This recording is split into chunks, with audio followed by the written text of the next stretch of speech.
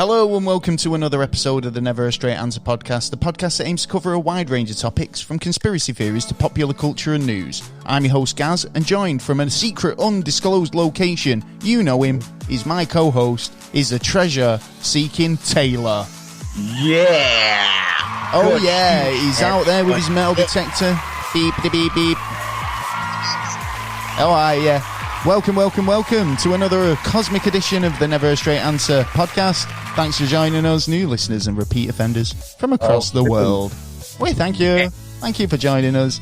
Yeah, we've got a fucking excellent show coming up this week. We'll be returning to Oak Island, one of the greatest treasure hunts in the world ever. Yes. And even in a pandemic, you won't stop the Oak Island team from finding the gold.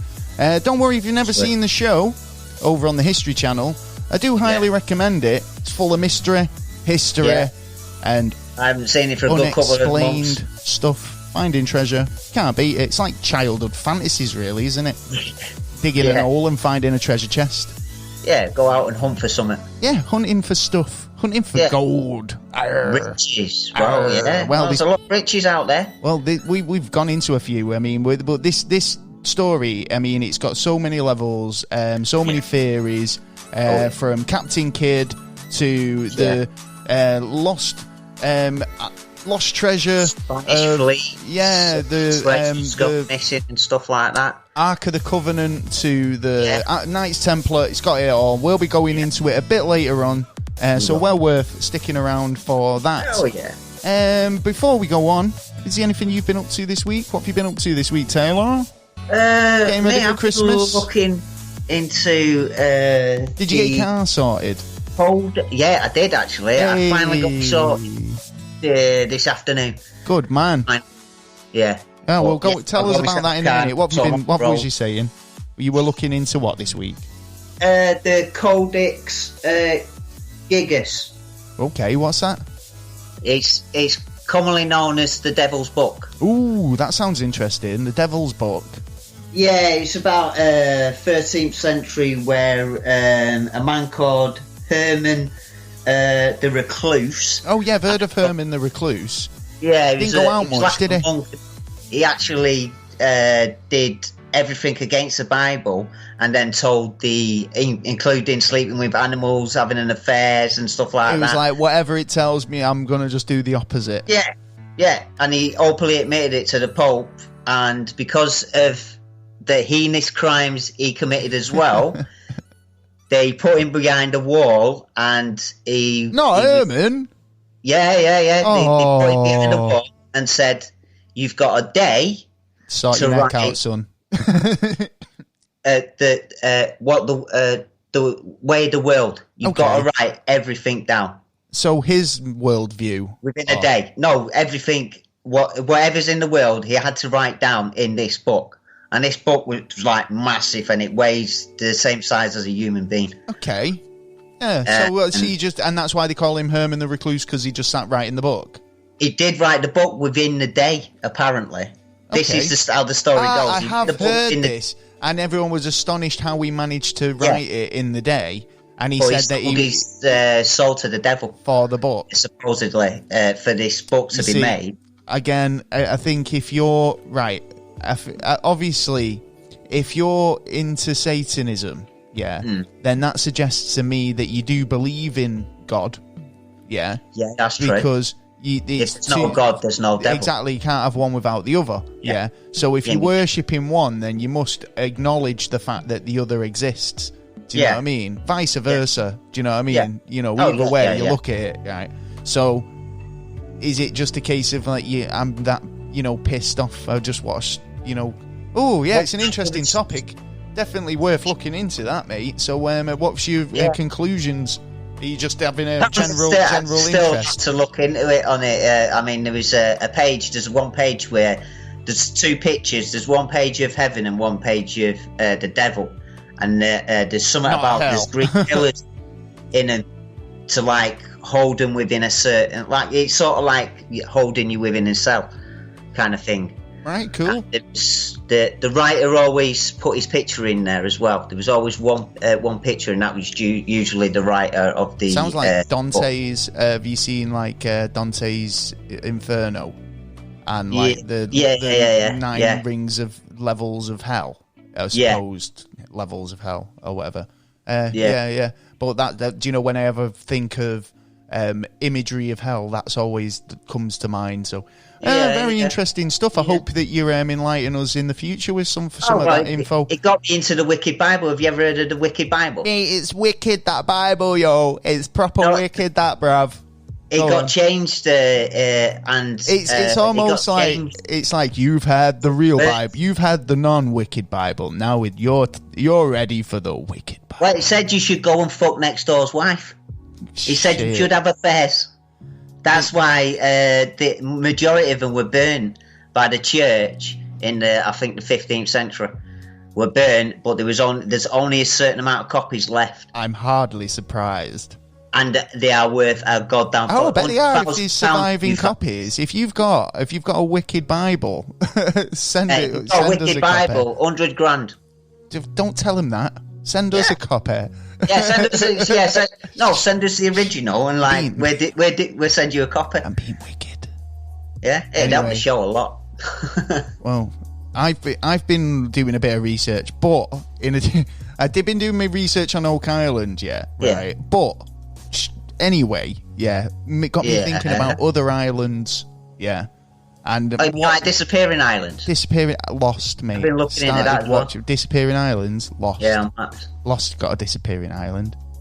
Yeah, I started watching that again. Oh my days, binge watching. Yeah, you're well into it this week, aren't you? Yeah, I mean, I've seen it before, and everyone goes on about the ending being really poo, but I quite liked it, so I'm rewatching it. Lost in the magical stuff and mystery that goes on over there. So you get lost really in it, son. You get lost in it.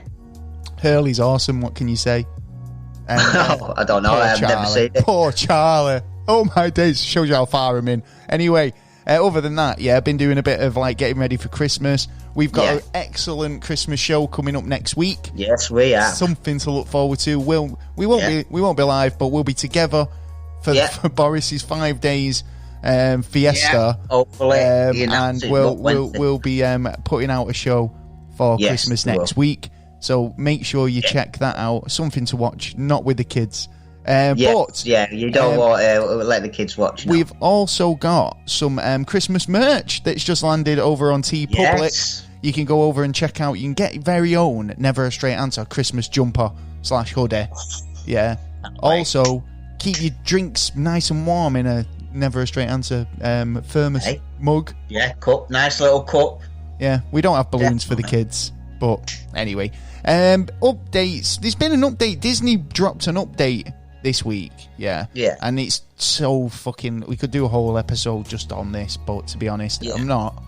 But big wave of stuff coming, and new projects and stuff coming in the near future. A couple of things caught my eye. I mean, there's a shit ton of Star Wars stuff in the pipeline. One thing that just looks to be amazing. It was kind of speculated a few years ago that they might do this. Obi-Wan Kenobi Chronicles. I assume that's what they're going with. Yeah, I suppose it's the Obi-Wan Kenobi story. So I mean, what he got up to when he was chilling on Tatooine, potentially. Hayden Christian. It's mad, man. Loads of really unlikely people are coming back to roles. This week.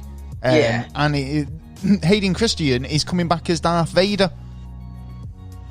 See. I wonder how that's going to work out. Is he going to be a Jedi first, or is he going to be? No, he's going to be like. I reckon it'll be continuations from when. Obviously, he's not going to be Anakin, is he? He's going to be Vader. It's continuation from maybe dream back now Rise and again. of what was it? Rise of the Sith, or whatever it was called. That one. I think it was the last one of the crap prequel trilogy. The last three. That was all right. That one. I've got the high ground, Anakin. You can't win. Good path, but it was Chop not. Your legs off. It's only a flesh wound.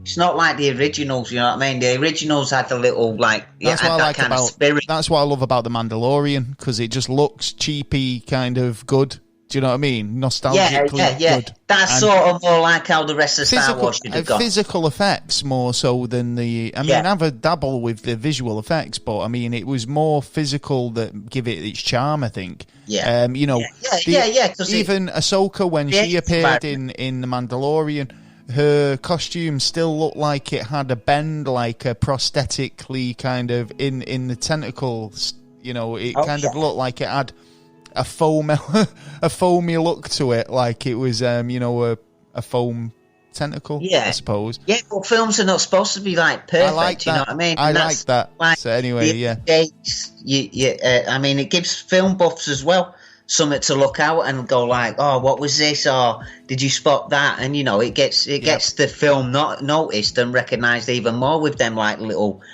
teasers of little faults. Yep. Got more updates from Disney and Marvel. WandaVision will be streaming from January the 15th on Disney Plus, which will be kicking off Phase 4 of the Marvel Cinematic Universe with absolute string of stuff. You know, obviously, Black Panther was a big movie this last year, and obviously they're talking about a sequel and what they were going to do with Chadwick Boseman's role as Black Panther. With his untimely passing recently. Marvel have said that they're not going to recast him, and they'll be looking at other creative ways of continuing the story without, you know. They want to pay tribute to Chadwick, which is fair enough. They don't want to recast the role with a new actor, which is totally reasonable. And I think they're going to be able to. They're going to try and aim at making a movie that's honouring him, but isn't. Not actually showing him. Well, maybe they've got scenes that they have. They might have stuff that they've already filmed. You don't know if Chadwick. You know, had already been in discussions with Marvel about this beforehand and said, look, if there's anything you want to film now, here's your chance. I don't know what the situation was, right? So hopefully they're able to kind of produce something that's respectful and, you know, doesn't take away from what he put into the role, but also celebrates him as the Black Panther. Do you know what I mean? I'm looking forward to seeing what happens there. But there's a lot of interesting stuff coming out from Disney and Marvel and Star Wars and all the rest of it. Can't wait. It's just all they don't ruin them. Yeah, they past ruining. So there has been a lot of ruin from them over the last couple of years. You know what I mean? Where I see it, where they haven't kept like the spirit of or left certain things in where they should have. And I think that's it. I think they've seen that in stuff like The Mandalorian, the response from stuff like that, and they've gone, can we not do more stuff like that? Anyway, every week we play a little game where we pit each other's intellect in a little battle of riddles. We do. Each week we have a riddle each. This week it's my riddle for Taylor. It is. What's the score now? It's 5-4 at the moment. Yes, it is, son. So, don't you forget it. So you've got a chance to level the playing field here with this riddle.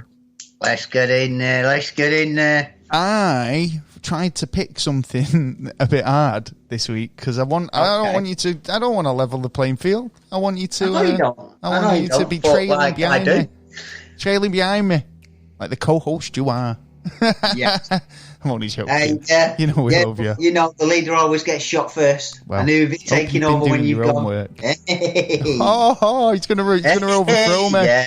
I'm gonna get overthrown. It's gonna be a coup. The leader. There's a coup. Right. Yeah, damn right, man. I'm taking your shit. Coup. You're right, pigeon boy. Right, let's coup. You ready? Go on and give it to me, sunshine. So, what starts with the letter E, but only has one letter in it? But only has one letter in it? Yeah.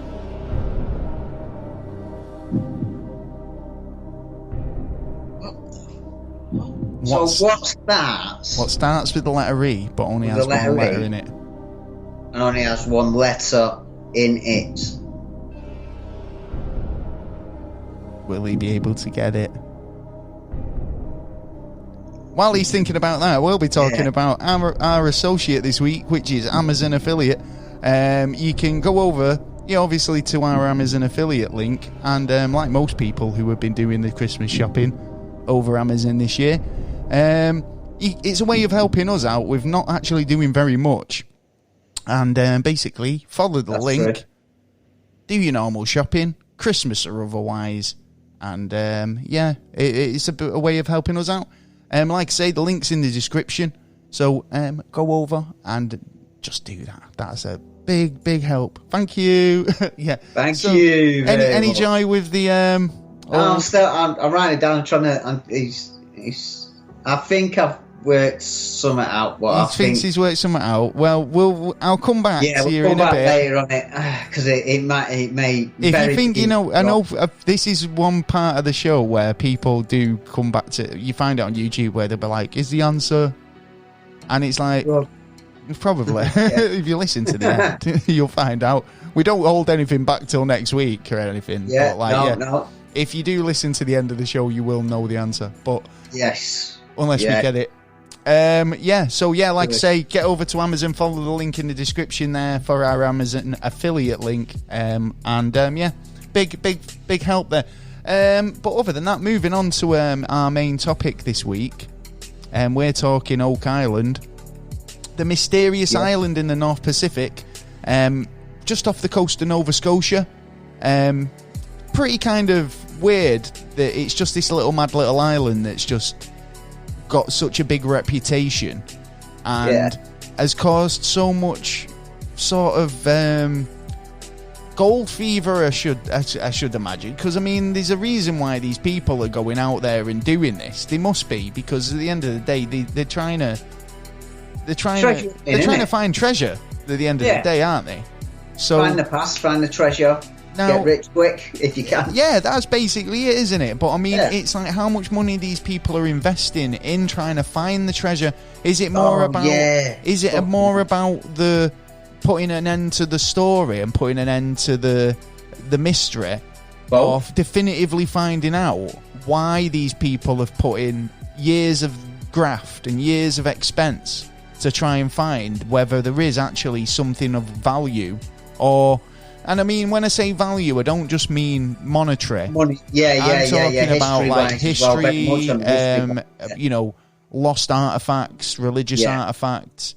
Now, there's a lot of speculation about what could be buried on Oak Island, and some of the objects that get mentioned are stuff like the Holy Grail. The golden menorah of King Solomon's temple, plus manuscripts, religious documents, even pirate treasure.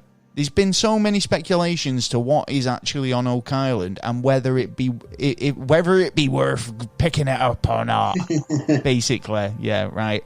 The Oak Island mystery refers to a short story that was actually first printed in the National Enquirer, I suppose, or one of those sort of, books that you find with.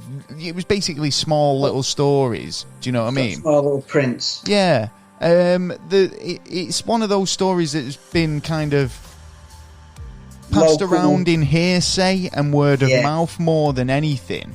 I mean, going back as far as like the 18th century, it wasn't until decades later that like publishers began to start pay attention, putting the stories involving them in these sort of Inquirer type books or little adventure stories or stuff like that. So it started getting a reputation, should we say? Yeah, a bit more serious. Yeah, it was early known for. I mean, the island was known as a treasury sort of, location that something was buried there.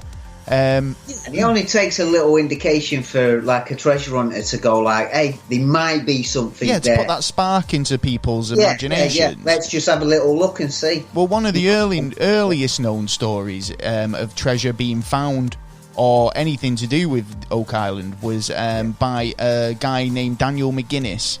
Apparently, basically, the story first appeared in like 1857.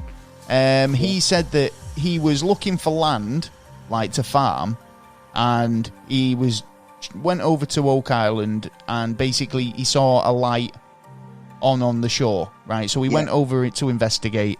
There was nothing there, but he found an indentation in the ground and a pulley on an old oak tree, right? Thought it was worth investigating. He thought it kind of like rang true to some of the stories that he'd heard. One story in particular was that Captain Kidd had buried treasure there. One of his crew, actually, the original story basically came out that one of his dying sailors from the crew of Captain Kidd stated that there was £2 million buried there, on the island. So according to the widely held story, David Mcginnis thought he'd found something that matched up with that. I think that was around 1799. Yeah.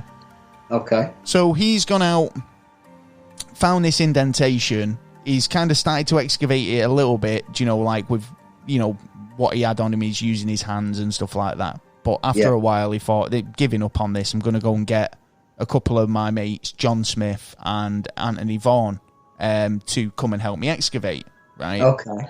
So, start excavating, and they dig around 30 feet, and they come across a load of oak logs, like lay down flat vertically, and horizontally, and lay next to each other. Yeah, it was suspicious. It was man-made, definitely. Yeah.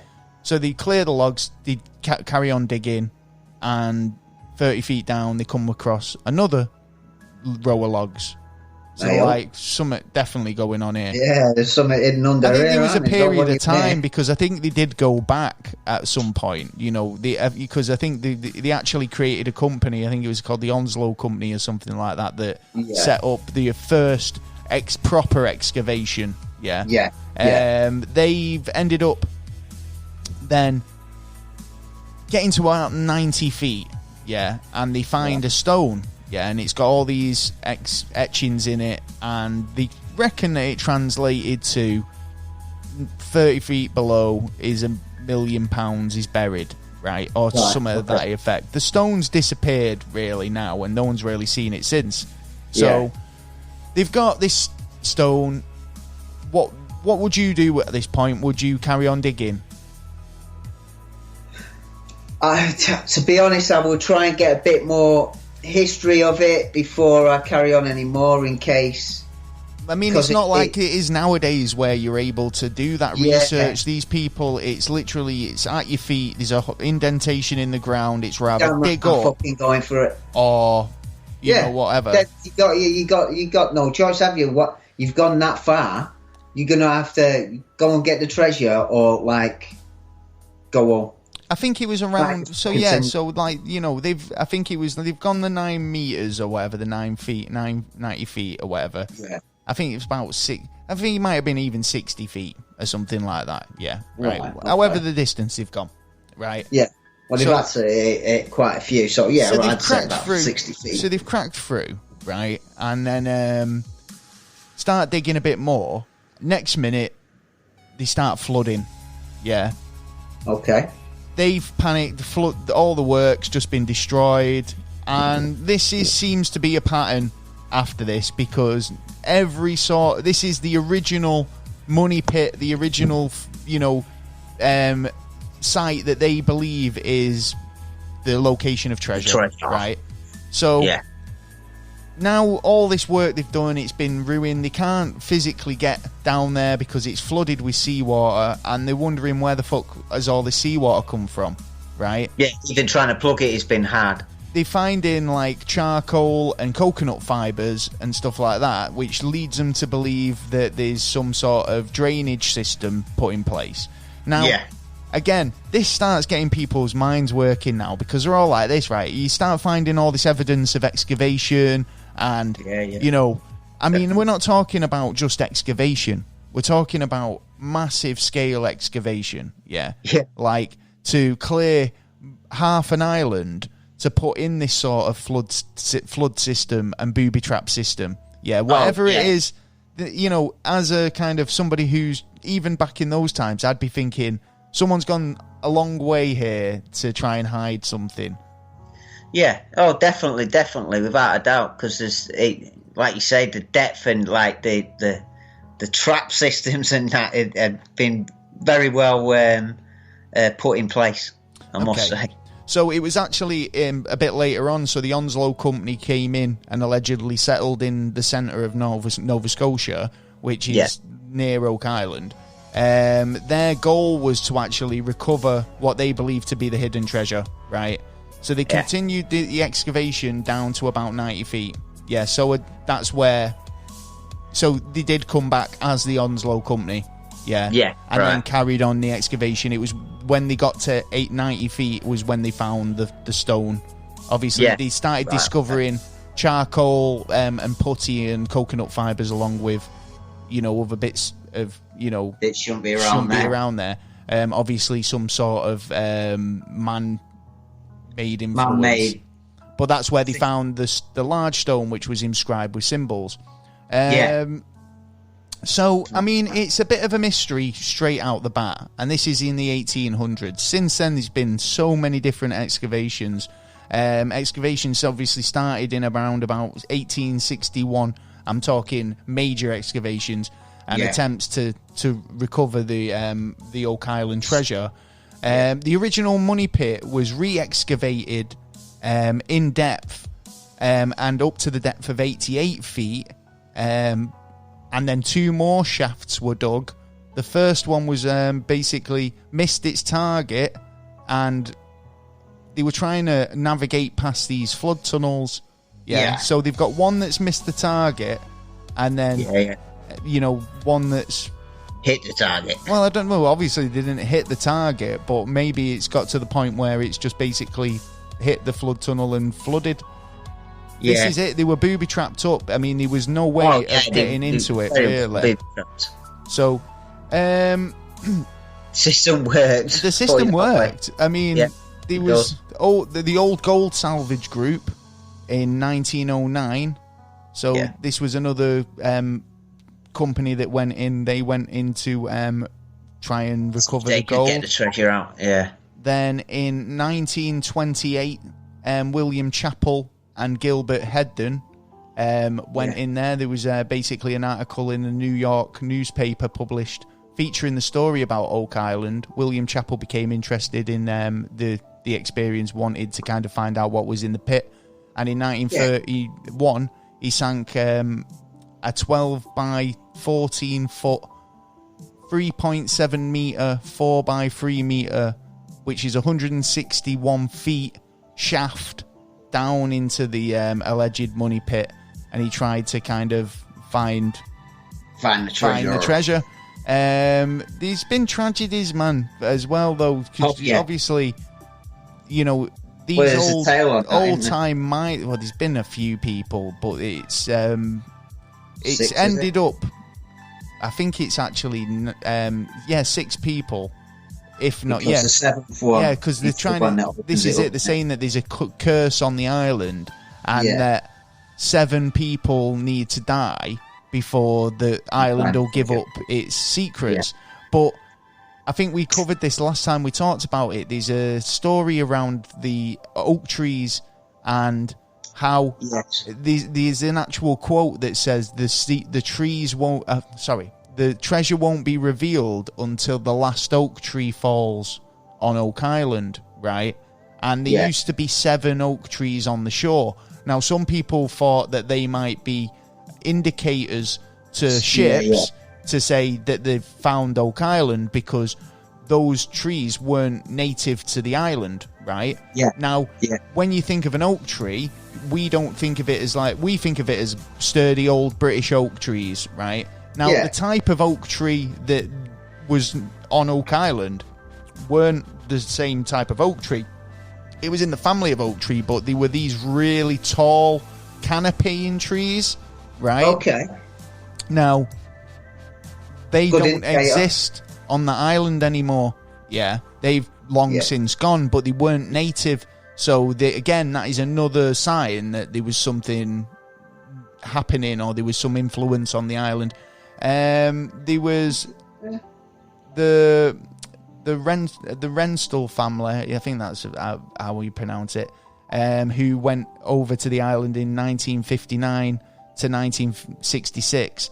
I think this is basically one of the tragedies. I think the son and the dad passed away in the shaft when it collapsed. I'm pretty sure. It's collapsed a number of times, hasn't it, on people? Yeah, I'm not too sure if that's the same family, but yeah. Like I say, there's been so many different things happening. At the moment, it's the Oak Island Tours and the Michigan group who are conducting their research and investigations.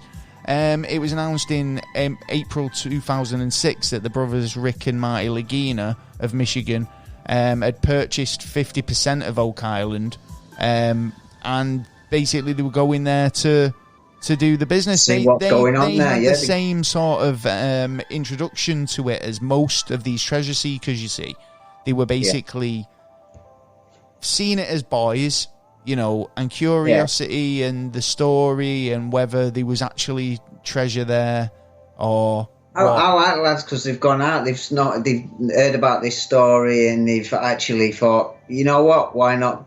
I've got the money, I've got the time, why not go out and find or see if there's actually any truth in it. I love this topic, but there's just so much to it that I never feel like we do it justice. So, I mean, I do apologise if you're thinking I've missed stuff out or I'm getting me facts a bit squiff, but I think there's more than one money site on that island. I think there's a couple. Yeah. I think that at least 3 minimum, I'd say 3 to 5. And now I don't think they were all deposited by even the same people, to be honest. No. Because and I don't know how they got through the traps then. Now well, again, they don't always have to be kind of located in the same spot. I mean, think of it, if it was that good of a hiding place, then pirates, people trying to hide the gold, majority would do religious organisations. They'd throw the shit in. Would you? It up. Well, yeah, most people would. I mean, and most people, like in a situation, you just find a shady little spot that only you knew about, which had a bit of a distinctive marker that you could find, or tell someone about that they could find without seeing it, Do you know? Say if I wanted to say I've buried some treasure somewhere, Taylor, I'd want to be able to explain to you where it is, easy enough that if you went, you could find it, right? Yeah. So we're not talking about GPS like nowadays, where I can go, here are the coordinates, there you see in a bit, right? But no, it's literally like back in the day, you'd have to have markers and but it just shows how important it must have been. Yeah, definitely. To put all that work and effort into the place, every little marker. Exactly. I mean, these. Actually, it's funny you should talk about the markers because I mean, now that we've give you a bit of an overview of what the situation is. They're finding shit all the time, little bits, but they're finding shit. Yeah, but back from when they first started searching back in 2005, say, they were finding bits, but they weren't finding anything. Yeah, it was all another clue and points to the next bit. Yeah, exactly, and it meant nothing. Yeah, but as all the pieces have slowly started to come together, it is starting to make more sense, and they are finding more stuff because they're getting more accurate with the search locations. They're trying to pinpoint the original site for the money pit. They take every kind. From my opinion and the way I see it, they do kind of take a lot of people's research on board. So people come to them and say, I've got this theory and I think you should be looking here because I think there's something of significance here, and they'll go, do you know what, that's compelling enough that we will go and have a look and we'll turn that stone over, do you know what I mean, and see what's underneath it. I think that's great. there's been, I mean, this year it's been a bit of a weird one because obviously there's been COVID, so yes, it held up progress a little bit. Last year, when in my last update, we wrote a blog, pretty successful blog actually, quite happy with that. A lot of people really got on board with that. The update for February, but obviously with COVID hitting, the guys wanted to get back on the island for the new season, but then it's turned into am I allowed back into the country? Do you know, they're from Michigan. They've got to get to to Nova Scotia and get onto an island. They had to go through all the quarantine stuff, so they got over that 14 days in isolation. So they got a slow start to the season. But obviously, lived there 3 months of the year. They had a lot going on last year, and they were raring to go over. Like they found last year, they got some pretty good evidence of the possible tunnels that led directly to the money pit. They were drilling a bit close, so they, I think they were backed off a little, not very far away from it. But then a new research has come up with some evidence, which I'll go into in a minute. Which, oh my God, I was just like, that's impressive. But actually contacted Gary Drayton this week. Gary Drayton, metal detecting expert of Oak Island. See if he wanted to come on the show, but he emailed me back. God love him. He had he's a Bobby Dazzler. He contacted me back to tell me that he's under strict TV contracts. I appreciate that. Thanks for even getting back to us. But it would have been amazing to have an appearance from the dude himself. So there's been a lot of stuff going on. They found a couple of bits and pieces. They found evidence of camps, work sites, even a kiln, like a hot tar kiln. And I'm not talking from just a little blacksmithing operation, like an industrial operation. They're starting to find a lot of metal down there. Then what's that? There must be a lot of metal down there then, or unless that's to build the ships to get the fuck out of there after they're done. How do you mean the metal? Well, ironsmiths. You're getting metal smiths in there. Well, it depends what they're using it for. I mean, it could be more tar. Well, no, it's tar, isn't it? So it's like they're using their hot tar. They're basically tar kilns. Yeah, they're trying waterproofing tunnels. Yeah, it's used for mining, isn't it? Well, no, but of course it is, because they're the builders. They're not the seekers. If you want to go as far back as say there was an operation here that was a construction operation, and this part of the island was used as a tar kiln that produced heavy quantities of tar, which is primarily used for boat building or waterproofing. So that just makes me think that they were waterproofing something, and you say that wasn't a good operation to get out of there afterwards. Well, what about all these flood tunnels that supposedly fed the main chamber with water? Do you know? Yeah, I suppose you'd have to. Especially them places. I suppose. Yeah, you're going to need a little area where it's not going to be able to see through, but then also a coat of the inside. But why haven't you seen a coat before? Well, when they've drilled through in a bit. Oh, they have. They found bits of stuff like that when they've been drilling through. They found evidence to say that there was a shaft there. There was stuff there. There was original workings. You know what I mean? Yeah. So it's just working out now what's searcher and what's depositor. Do you know what I mean? And the only way you can do that is by sifting through it and then dating it all. And getting the experts in and trying to work out what came first. So, I mean, they are doing a lot this year. Obviously, with COVID and stuff, all the big digs have been postponed until 2021. But like I say, there's been a few really interesting theories that have come out this year revolving around Oak Island.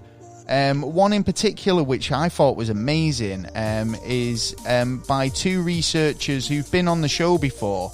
Is it Conrad Moyle and Chris Morford? They've come up with an amazing theory that surrounds the island, and a French painter called Nicolas Buzzer, or whatever. Terrible pronunciation. He's most notable for painting the Shepherds of Arcadia, and they believe the painting is very significant and it to be a map. Ah, right. Right. So there's been a number of places, hasn't there, that's supposed to be maps here and there. People had maps to find. Well, it's amazing when they start saying that like the Da Vinci Code and stuff like that. You know, like there's a map hidden in a painting, and it's only geniuses can work it out, and all the rest of it. I mean, these maps, they've done all the math. You know, they've done all the stuff and the geometry and whatnot and worked it all out. And they've worked out that these key features on the island that sync up with this, and particularly the Eye of Arcadia, which is the eye of the swamp. Now, we've talked about the swamp being important before. I've said, didn't I? I mean, I think it was 2 islands. Yeah. It looks like it was 2 islands, and they've created barriers, and they've tried to make it 1 island. That swamp looks man-made straight away. Yeah. They've been doing a load of work on it, found that there's loads of stuff underneath that, you know, is significant. Stone walkways, stone walkways, walkways, like these pathways where like someone's obviously laid it, and then over time they've been submerged. Bits of stuff like that. So they've kind of been looking at the key features that line up with this Arcadia painting, but they've also found another interesting thing, that they were doing a bit of research, doing kind of like looking at the swamp area and these key features, and they kind of come out with this. It's a bit of a long shot, but they try to say that these if you do all this geometry and put the paint in there, and you kind of get a menorah, right? Or like the how you draw a menorah, right? Which is the 8 candle, candle holder, isn't it? Type thing. Religious candles. So there's that on Oak Island. That's what they're trying to say. Yeah. And part of this menorah is a couple of stones that have been known as Nolan's Cross, right? There's a load of boulders arranged in a big cross that the geometry on it's amazing. It's like there's significance to it. The marked, this is a cross, right? Discovered by Nolan. He's ended up naming it Frederick Nolan. He's ended up naming it Nolan's Cross. So they kind of looking at these features and stuff, and they see the menorah. Now, one of the artefacts that is supposedly being kept on Oak Island is Solomon's golden menorah, right? Yeah. So keep that in mind, because I found this amazing, right? There's another place, if you look from the air, that you can see a menorah in the sort of topography of the city, right? And that is in Versailles, the Palace of Versailles, right? Now, apparently the Palace of Versailles actually was a place where they hid holy artefacts and kept them there for a bit of a duration. Apparently made famous in by Louis XIV, apparently. Oh, right. The building. Also, basically, it was where the golden menorah of Solomon was kept for a while, right? Yeah. Would it amaze you, even, if I told you that if you drew a straight line from the end of Nolan's Cross, and carried going in a straight line, it'd take you directly up the driveway of the Palace of Versailles, right to the door, right straight to the door. Right to the door. And that, you know what? That's a little bit. It's kind of strange as well, because it is fucking strange. That's like half a world away. Yeah, and not only that the world's crust is still moving. The world's crust, and he's still saying that because their crust station against ours is now. That's like amazing enough. It seems to have been stayed there. That's amazing enough. Yeah. If you drew a straight line from Nolan's Cross all the way to the Palace of Versailles, which was the home to Solomon's golden menorah for all that time, then would it be the only other place that Solomon's menorah was kept was in Solomon's temple? Yeah.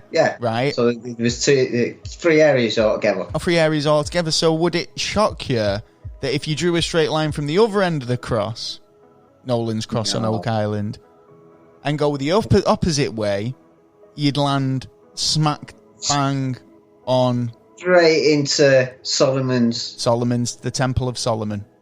Oh my days. So there's obviously some significance there. It's a perfect line. There must be more to it. I wonder if it's on a thingy line as well. What? I'm sure there's an actual cartographers and people who know a lot more than me about it. Looking into it. There's obviously a lot of specific locations to look at. But obviously they said that there was two stones that they based on their geometry and findings from the painting and their math to look at. They said that there'd be two significant locations, one on lot 11 and one bordering lot 12 and lot 13. So basically just on either side of the swamp, right? So they go there. They've never looked in this area before. So it's a new environment, new place to look basically at. Under shrub, all the rest of it overgrown. One of the markers is a dig site. These previous digs years ago, someone's dug there. Right. Whether they found what they were looking for, they don't know, but it's definitely been disturbed. The other site, there's a rock there that suggests that that's a marker. So there is something to it. There's still more research to be looked into over it. But I think, when they come up with, even though it sounds so far out that I've got this painting and I've done the math and, I think this is a map to this and, all the rest of it. But I think that is just so fucking amazing that you can draw those lines and you can kind of get those, get the connections. Now, there's another theorist who's come forward, and in the same vein, she's a cartographer. I've got a name here now. She's called Erin Helton. She came up with a theory based on a map dating from 1327, right, of Oak Island. It had a load of different geological locations and areas on the map. Some of them that are still there today, like Nolan's Cross, which were identified on the map as being a feature, right? Some of them aren't there anymore, right? So this woman, she's basically thought, right, well, I want to find out what these different features are. And there's a list of features on this map, one of them being the anchor stones, right? So she thinks if I can find these anchor stones, then I can probably pinpoint the exact location of the original money pit.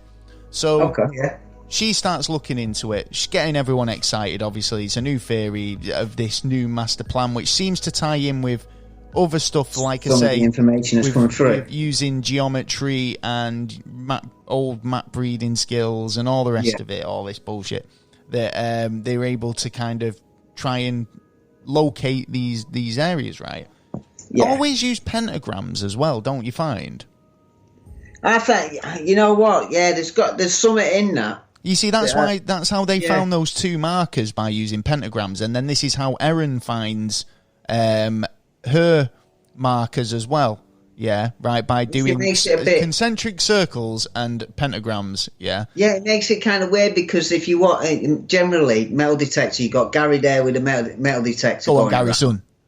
You know what I mean? And picking up stuff, and you won't pick up some of the stuff that like certain pieces of wood, certain pieces of solid rock that's been tampered with carvings or whatever. Yeah, exactly.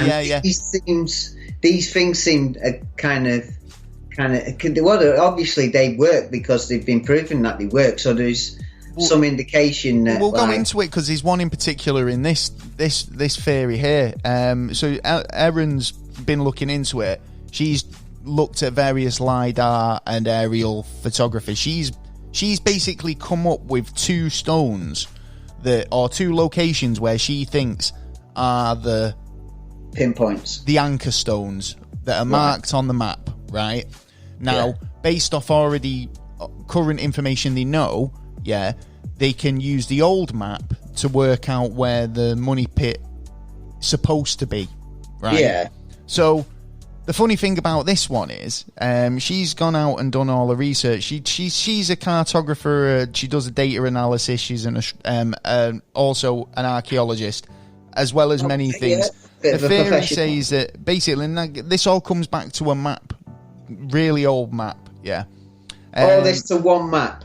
So she believed that the money pit, get this, right? So she's pinpointed the money pit, or where she believes it is, right? And she's turned around to the lads and said, where's your most promising target? Right? Yeah. And they've gone, well, last year we had a target, RF1, right, which was a borehole we dug. It had...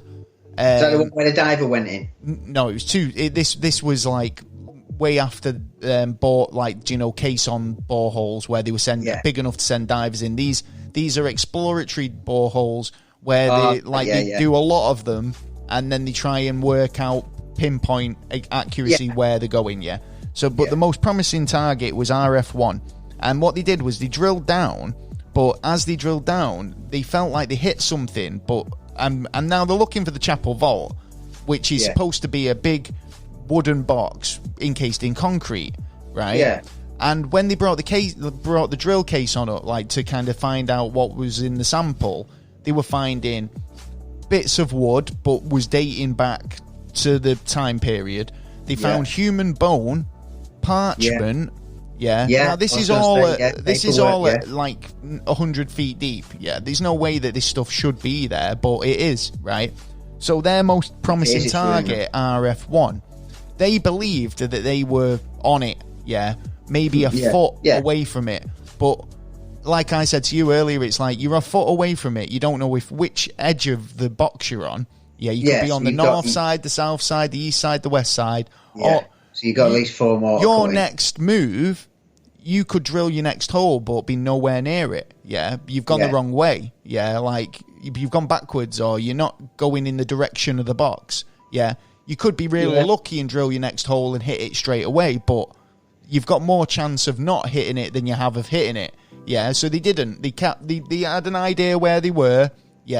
Until they got more evidence, they were going to kind of leave it at that. I would have kept it until I had I'd actually had the perimeter of the actual hole. Well, it had the best spoils. It had the best sort of data that came out of it. There was actually a human bone of 2 people in that hole. Shit. One of I think he was American or Native American descent, and one was European. So I'm not sure exactly, but... interesting stuff. They're saying that they reckon that a lot there's been different other ways that Europeans and that come over. Well, they went out looking for the anchor stones. Now they found the anchor stones, or where she said that they'd be. Again, significant stones that have been left in a place that mean something. One of them was, they identified it. They feel like it was a surveying stone, like for the map. Do you know what I mean? Okay, that's what they're there as. Right. But once she'd done all her maths and she pinpointed her math, when she pinpointed out where she believed the stone was, and then asked them to marry it up with their best spot, it was within 3 feet of each other. Interesting. So I think they're kind of in a good frame of mind that they're in the right place. But like I say, big digs and big excavations have been put on hold for the moment. So it's one of them, innit? It's like last time I heard, 8 million, and that now plus another couple of series. So it's like, good man. I mean, they're investing their own money though. It's a lot of it. The Laginas. Yeah. I've got a bit of information here. So obviously, I say they've discovered a pine tar kiln. Has been discovered. They say it's quite significant. On a few levels, it acknowledges the need for to get like heavy amounts of tar in. Yeah. Obviously, it makes it quite an industrial area. Makes me think of ships to get out there afterwards myself. Obviously, Nolan's Cross is being kind of quite significant again in a lot of the theories and work going on this year. So basically, vast excavations have been happening since as early as the 1700s. Obviously, 1795 was when the first dig happened. Started. Known. Okay. Lots of kind of information out there if you do want to go out and check it out for the Oak Island. Like I say, there's been a lot of military activity there as well. I don't know if this is pre or maybe they were looking for the treasure.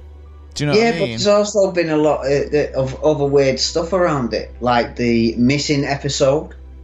Oh, why, yeah.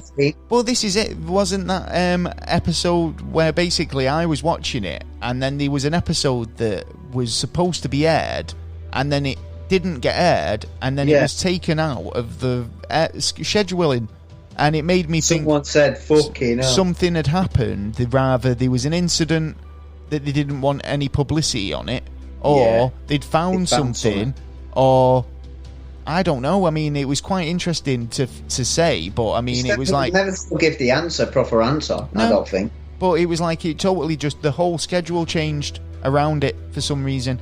And another thing that was just after as well, they found they did that big hole where they threw the diver in. Whatever happened with that down there?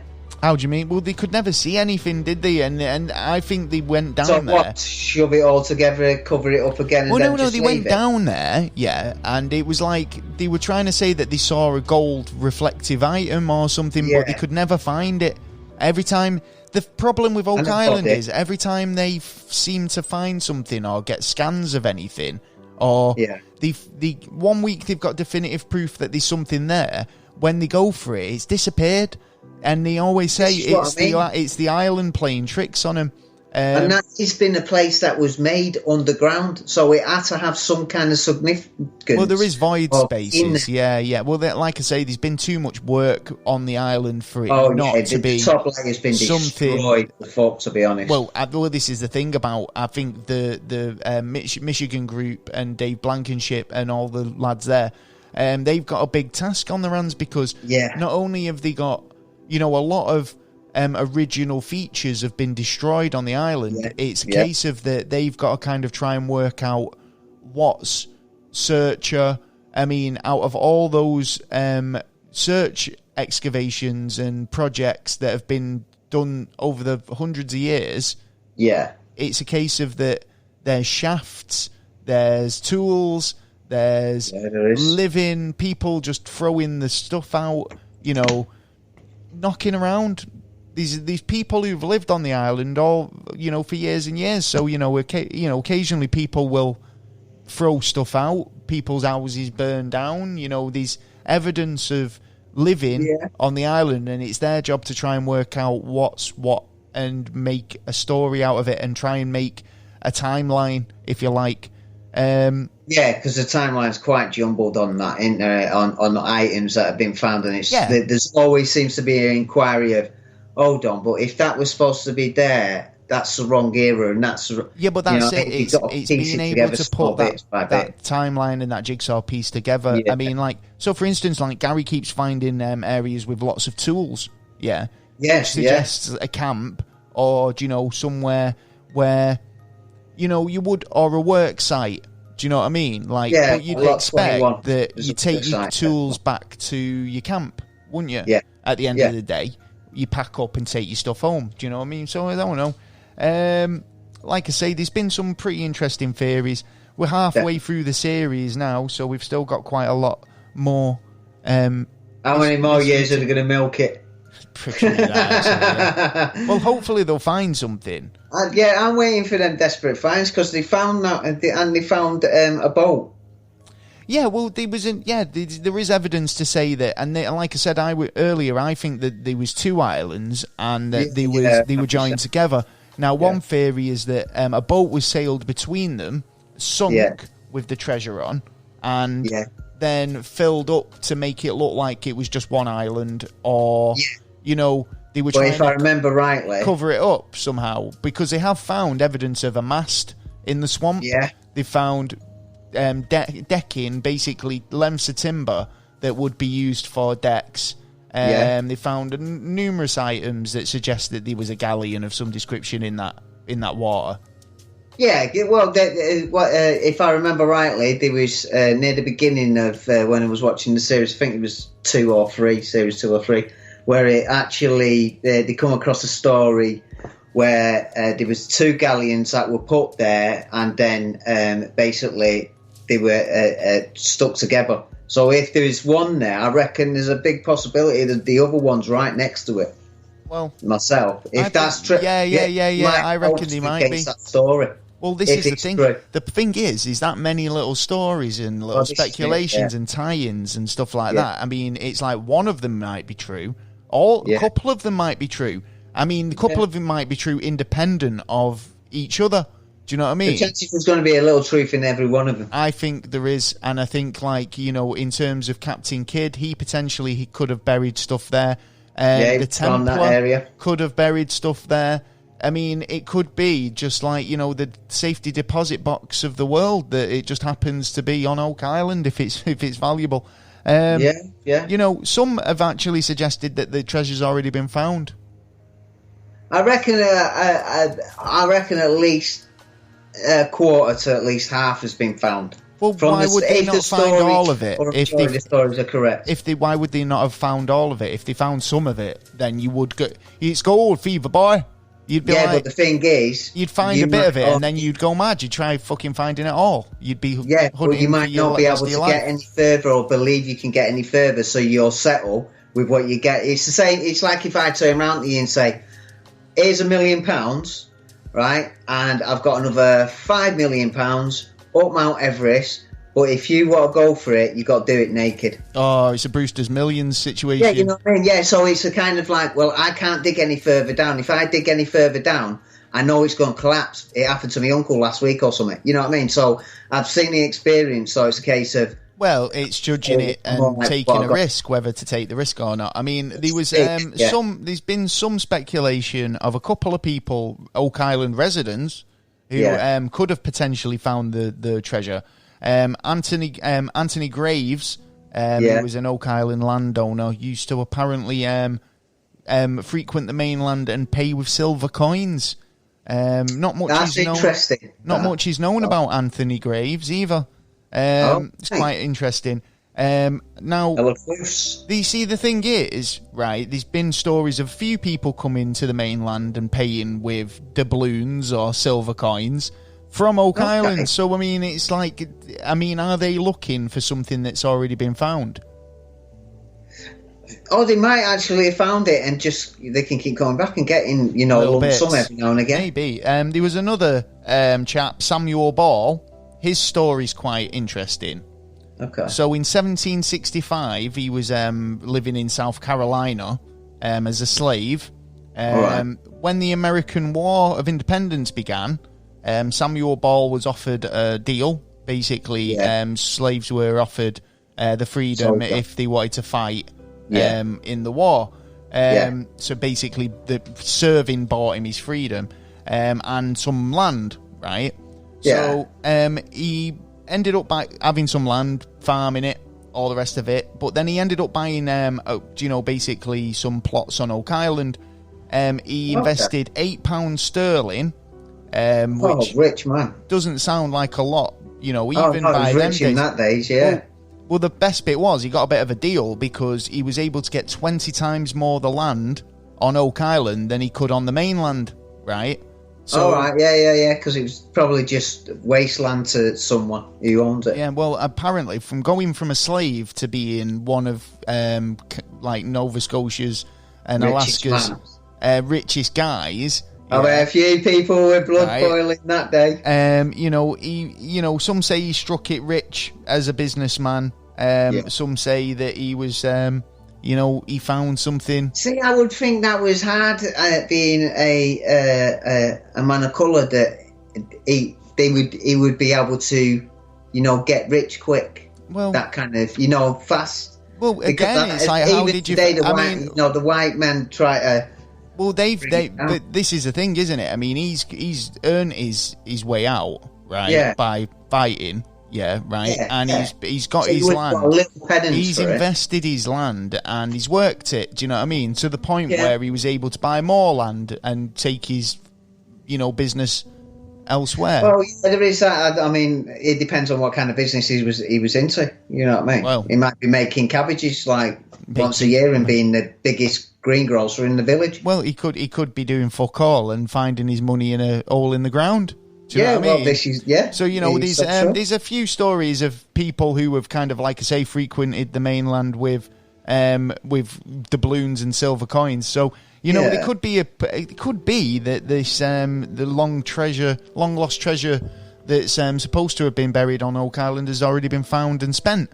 But again, it's significant. I think that more so than the gold and silver, I think there is something buried on there, and I do believe there is, more historical value, or that sort of. That hole just gives it a big, clue that there was something. It's funny though, because we were looking into a thing a few years ago, and it was basically saying about how things will change, how the New World Order might try and manipulate everything and change everything to the point where mine. What? Yeah. Well, no, but one of the things was that a very significant archaeological discovery would be made that basically changes our view of the way we see religion and all the rest of it. It'll totally change everybody's view at once. Covenant.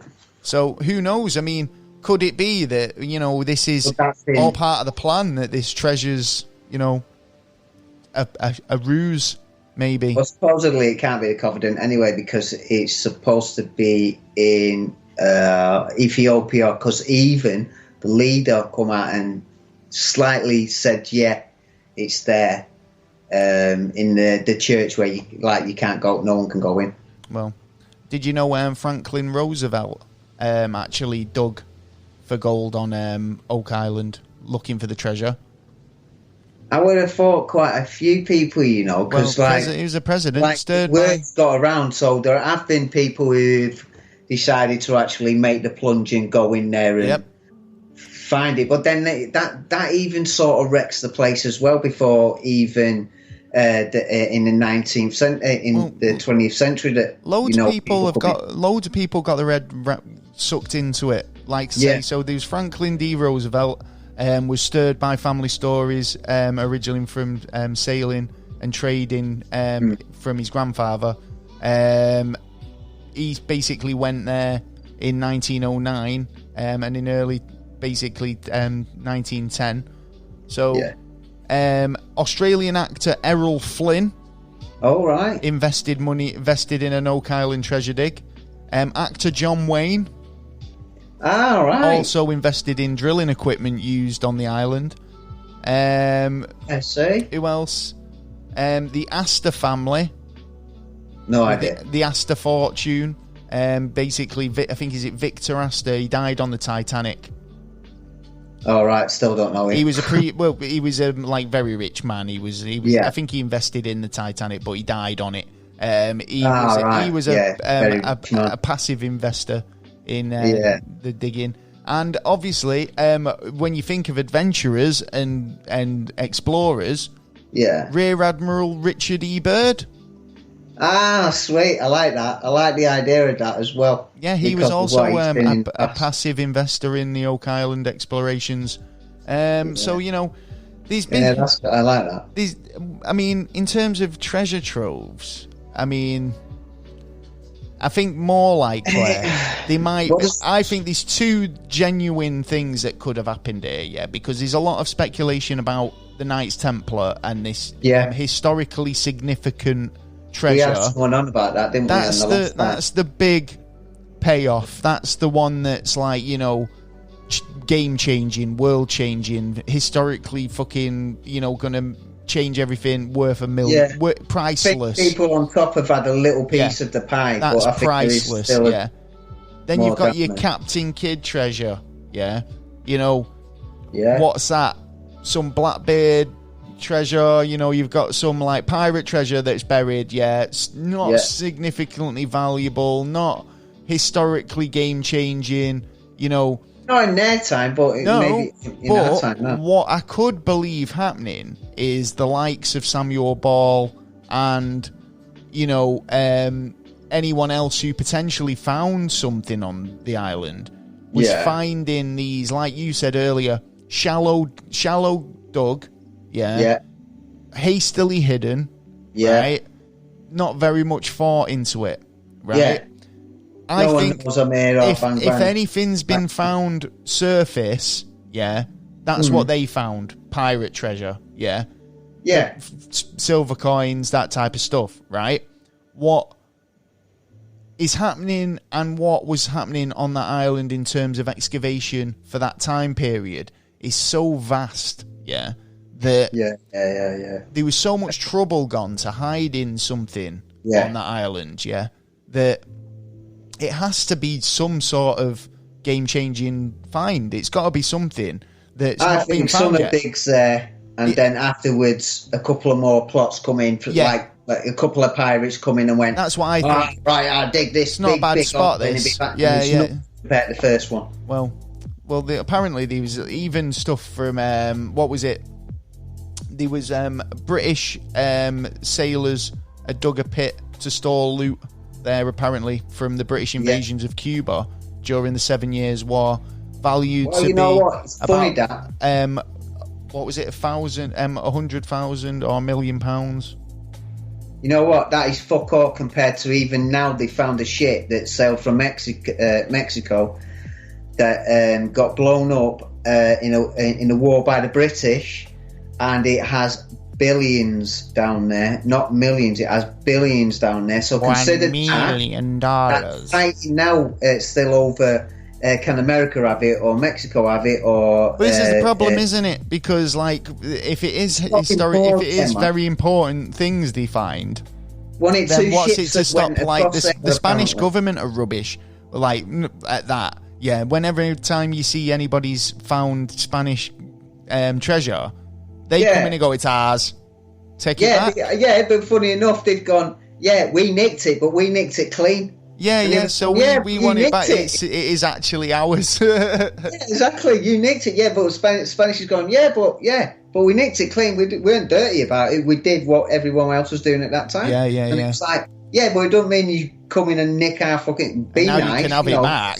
It's like communication. We got some women, you know. It's like me robbing your TV, and then me having your TV robbed. Yeah. And then me going, I want it back. You know what I mean? No, I nicked it in the first place. You didn't know until that went. Well, like I say, there's a lot to go into. I hope, I think we could talk about this all day. I mean, there's.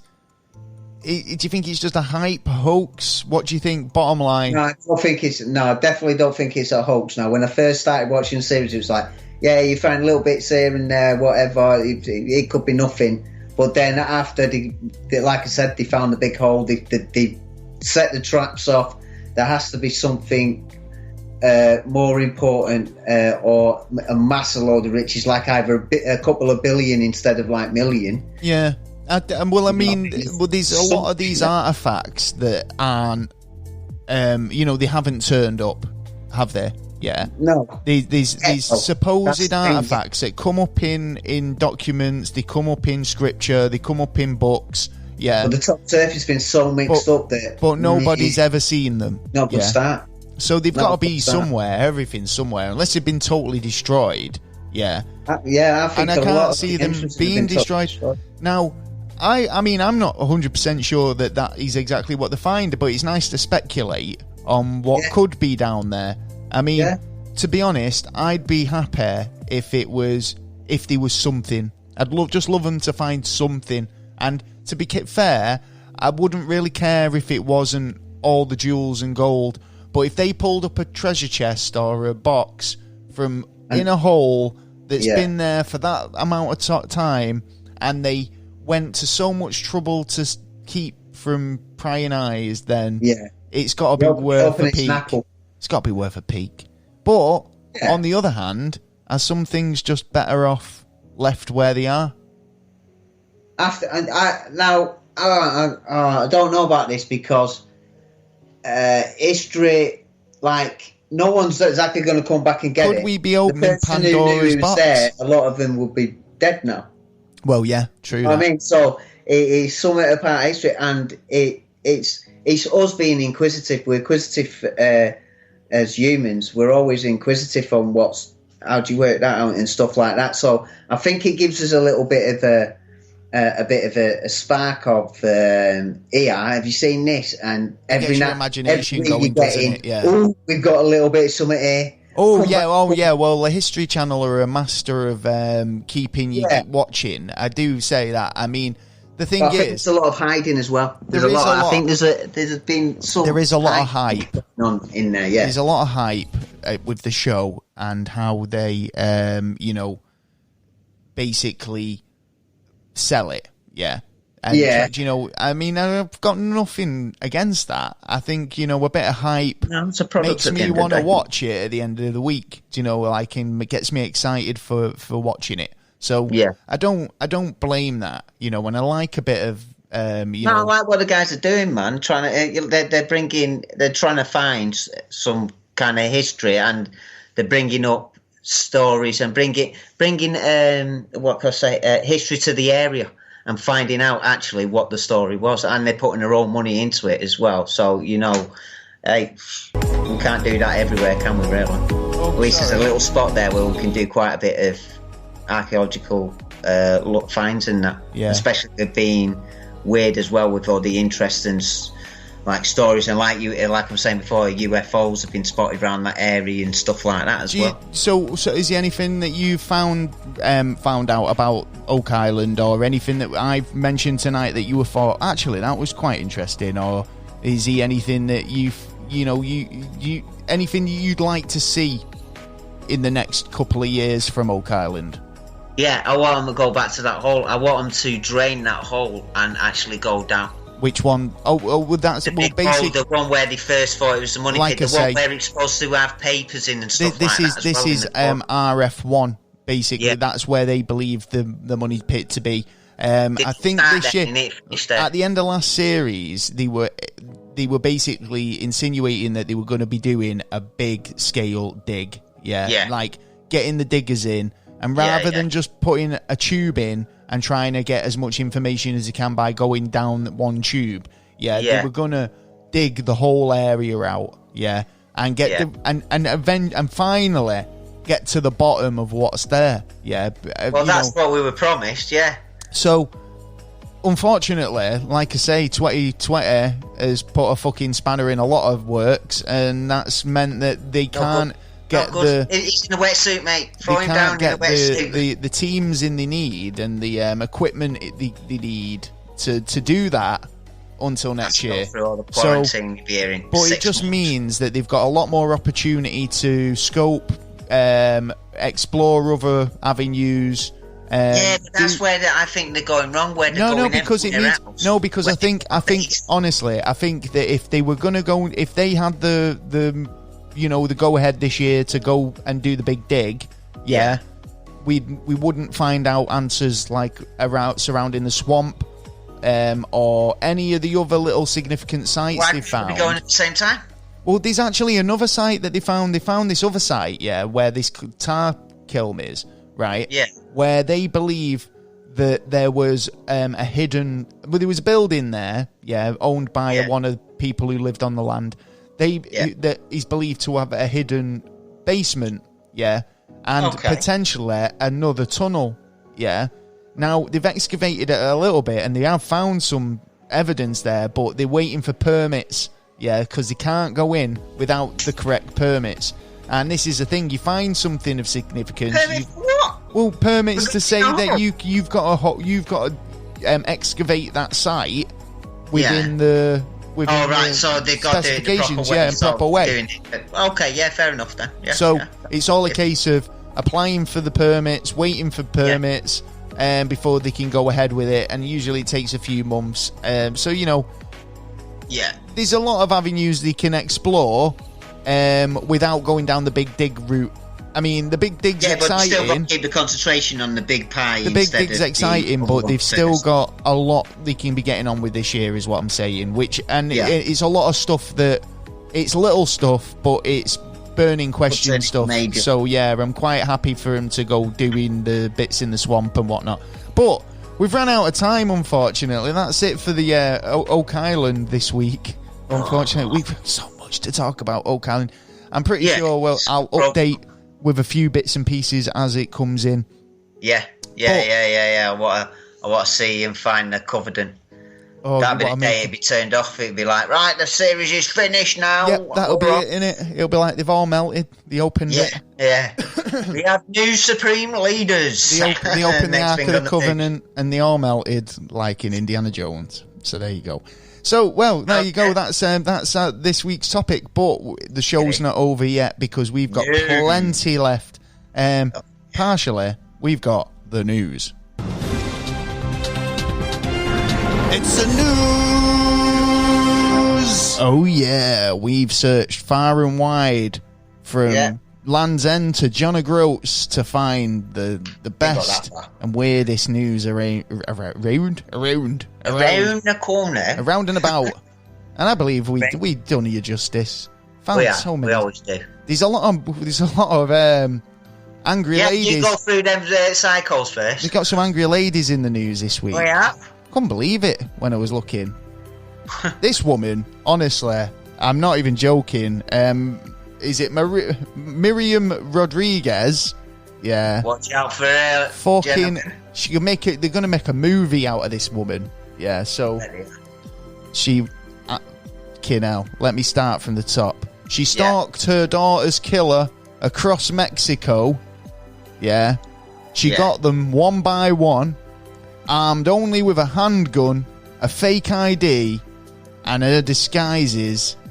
Miriam Rodriguez was a one-woman detective squad defying the systems where criminal immunity often prevails. God! I sort of got to give her. I'm just picturing this woman. Totally. In fact, I'm going to give her one of these. Miriam Rodriguez. What can you say? It's like you might as well. You're looking after yourself, basically. How do you mean? Red is you're looking after yourself, and she's gone out and. Well, she was pissed. It's just a shame she got caught. Do you know what? Someone went to her and said, "What are you going to do about it?" And she went, "Well, I've got a certain set of skills. I've got a particular set of skills." And they went, "Whoa, Miriam, what are you going to do?" She went off and she fucking sorted it. She went all taken on their asses. Hey, you know what? Yeah, I couldn't say that I wouldn't do the same. Well, she clutched a pistol in a purse, and she ran past ran past the morning crowd on a bridge to Texas. She stopped every few minutes to catch her breath. I don't know. This is you know what I mean? Sounds pretty. Like sounds like someone's wrote a really in-depth article there, but you know what I mean. I'm not going to go. It sounds a bit thrilling. So sounds a bit kind of bad. Fair enough. Got this other story of a woman who returned her $3,000 engagement ring. Oh yeah. Why would you think she returned it? Didn't fit. No. Because she weren't going to marry the guy anymore. That was a good reason. That's a good reason why you'd give up your engagement ring, right? Yeah. Right, well, that wasn't it. This woman was reportedly returned her engagement ring to a partner because it didn't cost 10% of his salary. Yeah. So whoa, the ring, he must be on some big money. which was made of white gold with diamonds and sapphires, cost the man about $3,000. Yeah. However, he allegedly makes more than that. Yeah. So he's sort of being a cheapskate in. Well, the rule in apparently, things, the rule to follow apparently is the 10% rule, which says he should spend 1/10 of his salary on an engagement ring. Why is he telling her how much he's earning anyway? Well, it means he should have spent between way round. Just as long as you've got enough to pay whatever you're going to be using. He should have spent between $10,000 to $15,000, apparently. 10 to 15? Oh, so he was on good money then. What? Fucking hell, but yeah. Oh, all so right. that's how much he was worth. Yeah, I can see her point of view though. How much he thinks she's worth. $3,000 instead of the 10,000 that she should be worth. Well, the man. Well, it's lost at the end of the day, isn't it? Really? Yeah. Sure, there'd be a girl out for him when he's flashing his cash. Well, he posted on Reddit and asked it, had he done the wrong thing by only spending $3,000 on his engagement ring? I think that's fine. Yeah. But then again, well, it's been a tough year, man. The fact that he's bought her a $3,000 ring at all. Yeah, well, yeah, you know what I mean? I agree on that as well. So he could have turned around and said, mate. Yeah, he could have turned around and said, I'm sorry, love, but I was going to propose this year, but you're going to have to wait till next year. Well, he obviously wasn't thinking of what she was going to feel like. If we're still together. When she finds out the price, and why is he telling her the price? Well, love, man. That's where he's made the major mistake. Listen. That's where he started in a loving relationship, there's only one rule. What's yours is yours, and what's mine's my own. Is yours as well. No, what's yours is mine, and what's mine's mine. Oh, yeah, that's the one. What's yours is mine, and what's mine's my own. Yeah, that's the one. I agree on that one. Well, it's not as bad as the woman who sued a boyfriend for failing to propose after 8 years of dating. What for? Torture or something? Well, no, it's just the fact that he sued her because she'd not proposed yet, putting her through mental anguish. Hold on, then it's the 21st century, love.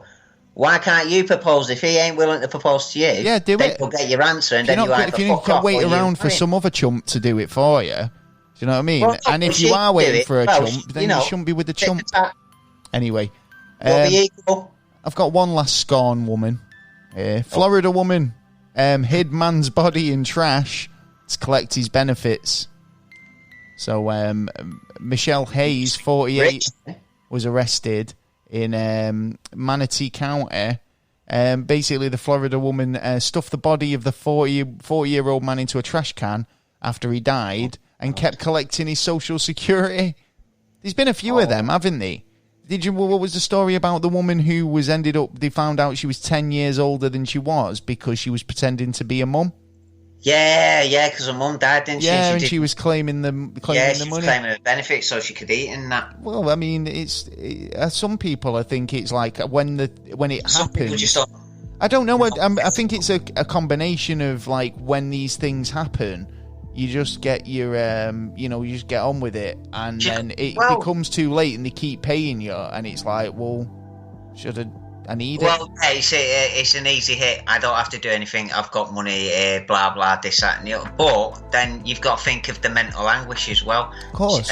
One body's still in the house somewhere, possibly. Oh, God, you're in a dustbin. Yeah, smelling. You got to be in there. You're in there all day in that. So the mental anguish in that as well. That you can't really do anything. If you do something, then you can't eat, or then you've got to go to social services, or you've got to do this, that, and the other. And they don't know what to do. Some people don't know what to do. And some people get shocked into, doing things that if your mind was normal day, wouldn't do that kind of shit. You'll go, oh shit, what the fuck have I been doing? You know what I mean? Sometimes it's easy to slip into some of these kind of illnesses. Yeah, that's true, actually. So it's one of them. It's like there's a lot of grey areas in the mental area thing, because it can easily be slipped. You could easily slip into one of them kind of and not even realise it. But it's well, she's either going to get mental treatment. Obviously, she's going to get help now. Yeah, yeah. Well, you would think anyway, at least. If it's in America, if her insurance bill covers it. Yeah. Probably. Well, anything you've seen in the news this week? Right, China has openly admitted they have a weather machine and they're going to start using it by 2020. I think it's 25. China. I think it's 25. Where are they going to use it? What are they going to do? They're going to use it. They said they were putting a moon up last week, a couple of weeks ago. What was that? I know. Yeah, they've come up with all fake these moons. Well, apparently they're going to break convention by doing that. Right. Like America hasn't been doing it with Heart for what? Since '93, I think. Bullshit. Mate, it's funny that every time there's like a big, like a royal wedding or anything like that, it's suddenly amazing weather. Yeah, Wimbledon, amazing. You know what I mean? Anything like that, it's like they pull out the weather machine. Just what they do. I don't know. We've had somewhere. I mean, look. I think that's what they did. Where during the first lockdown, in the height of fucking summer, and it was like boiling hot, and nobody was allowed out. And now, look at the Queen's Jubilee going down the canal. It's absolutely shocking weather, and they want us, and we can go out now. It's like taking the piss. Well, obviously, if China's going to continue and actually use this machine, then America, Britain, Europe, it doesn't stop anyone else from doing it. Well, yeah, but it does break one of the conventions, and everyone's arguing about it at the minute. It shouldn't be. And considering we're all talking about climate change and global warming and weather and all the rest of it, stop fucking about. Stop fucking about with nature again, and you're gonna Stop exactly. It's it's creating more chaos the more you fuck around with it. Leave it alone. Do you know what I was saying earlier about Christmas shopping and stuff? Yeah. And we say use our affiliate link. Yeah. Yes. For Amazon. Please do it to help. Yeah. I did find this story based around Amazon. Yeah. And delivery drivers in particular, right? But this one particular driver, he's from Jersey. Yeah. Okay. You might know him. Not you. But basically, this Amazon driver, he's been clocked dumping his packages in the woods. Yeah. Do you know, like old paper boys? Yeah. I love Bender in Futurama, and he's like that. Goes, should we dump him in the sewer? And he's like, no, let's burn him and say we dumped him in the sewer.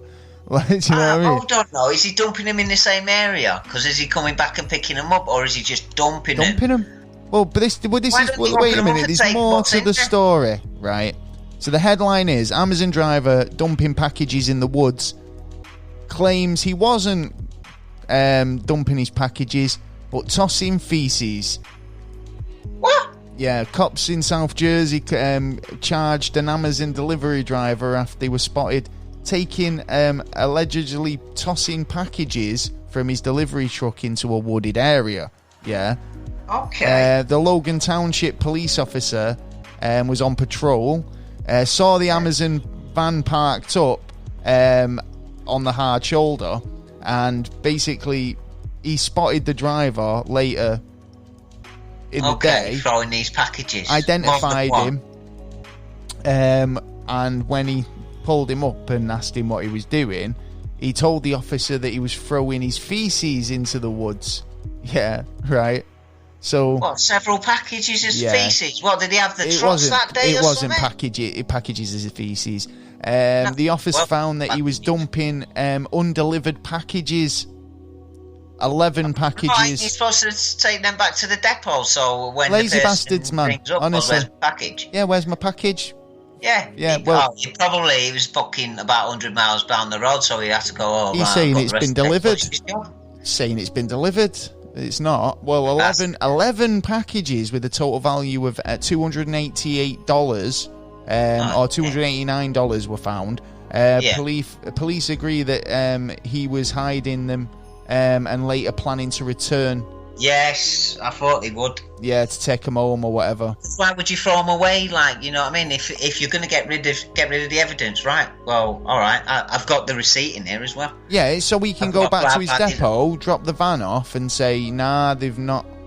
you know. Yeah, not been delivered, and if they get the house checked, then he can come back. Well, no, if he comes back with an empty van, it's only when the customer says he's not got the parcel, but then it's his word against his. He came back with an empty van and said it's delivered on his machine. So, yeah, but how many times has he done it? Well, the 11 times there we know of.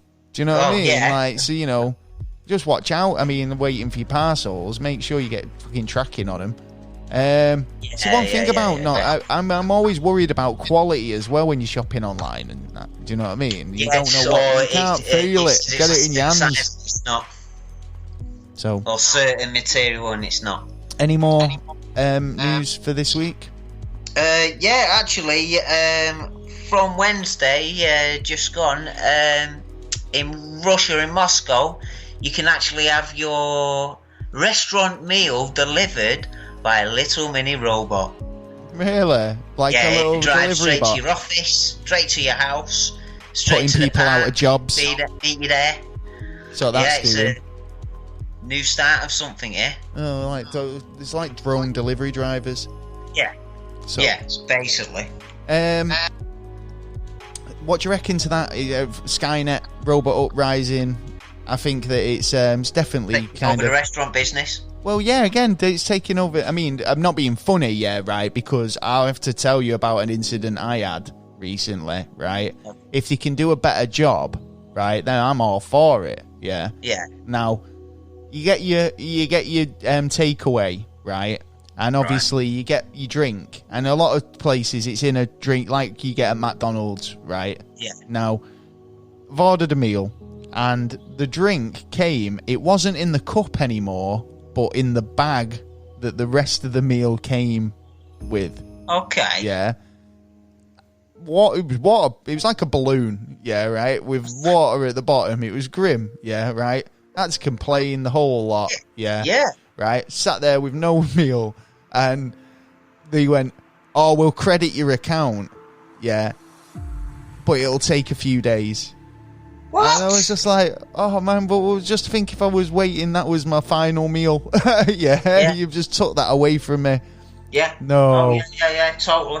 Anyway. Totally, and you're gonna find. I think you're gonna find more and more kind of little instances like that. Yeah, like, no, but that's what I'm saying. But that's human error. Yeah, that's human error, right? At least you can turn around and say, mate, and have a dialogue. Yeah. When a robot shows up at your door, you've got no dialogue. Do you know what I mean? Yeah, it'd be just right. You always. What's to stop me picking the robot up and bringing it in my house? Yeah. I'm stealing the robot and reprogramming it to kill. Do you know what I mean? Rather than deliver pizzas. Yeah, there you go. It's a YMC going down the road, mate. No? It doesn't deliver. I've reprogrammed my robot. It doesn't deliver pizzas anymore. It delivers heroin. Like, do you know what I mean? Anyway, I found this story. Thought it was pretty hilarious. An undercover Santa. Undercover Santa and an elf take down a suspected thief in this video that's gone viral. The video shows Santa Claus kicking ass and taking names, whilst his elf holds another man at gunpoint. What the fuck? I know, yeah. So, like, basically, Deputy Paul Miranda was one of the several Riverside police officers working undercover at a Target in Canyon Springs Shopping Centre. They worked inside the store, identified the shoplifter, and basically, when he split the scene, Santa was there to take him out and take him into custody. Good old Santa, eh? Santa's undercover, mate. When he's got fucking 300 and however many days to fill. You know, he's not delivering presents. It's true. Yeah, it's not Christmas every Day. Is he? His elf doing the work. But I thought that it was mint that his elf was like, you know, his sidekick there and just like, you got this, Santa. You got this. Yeah. Oh, yeah. Go on, Santa. Santa Cruz. Anything else you've seen that you were quite amused by? Eh? Anything you've seen this week that you were amused by? Yeah. Don't make me repeat myself. William Shakespeare. I don't do two takes. Go on. You don't do two takes. What about William Shakespeare? He had the COVID anti-vaccine. I was going to say, William Shakespeare got the COVID vaccine this week, didn't he? Yeah, some 81-year-old man who went to a university hospital with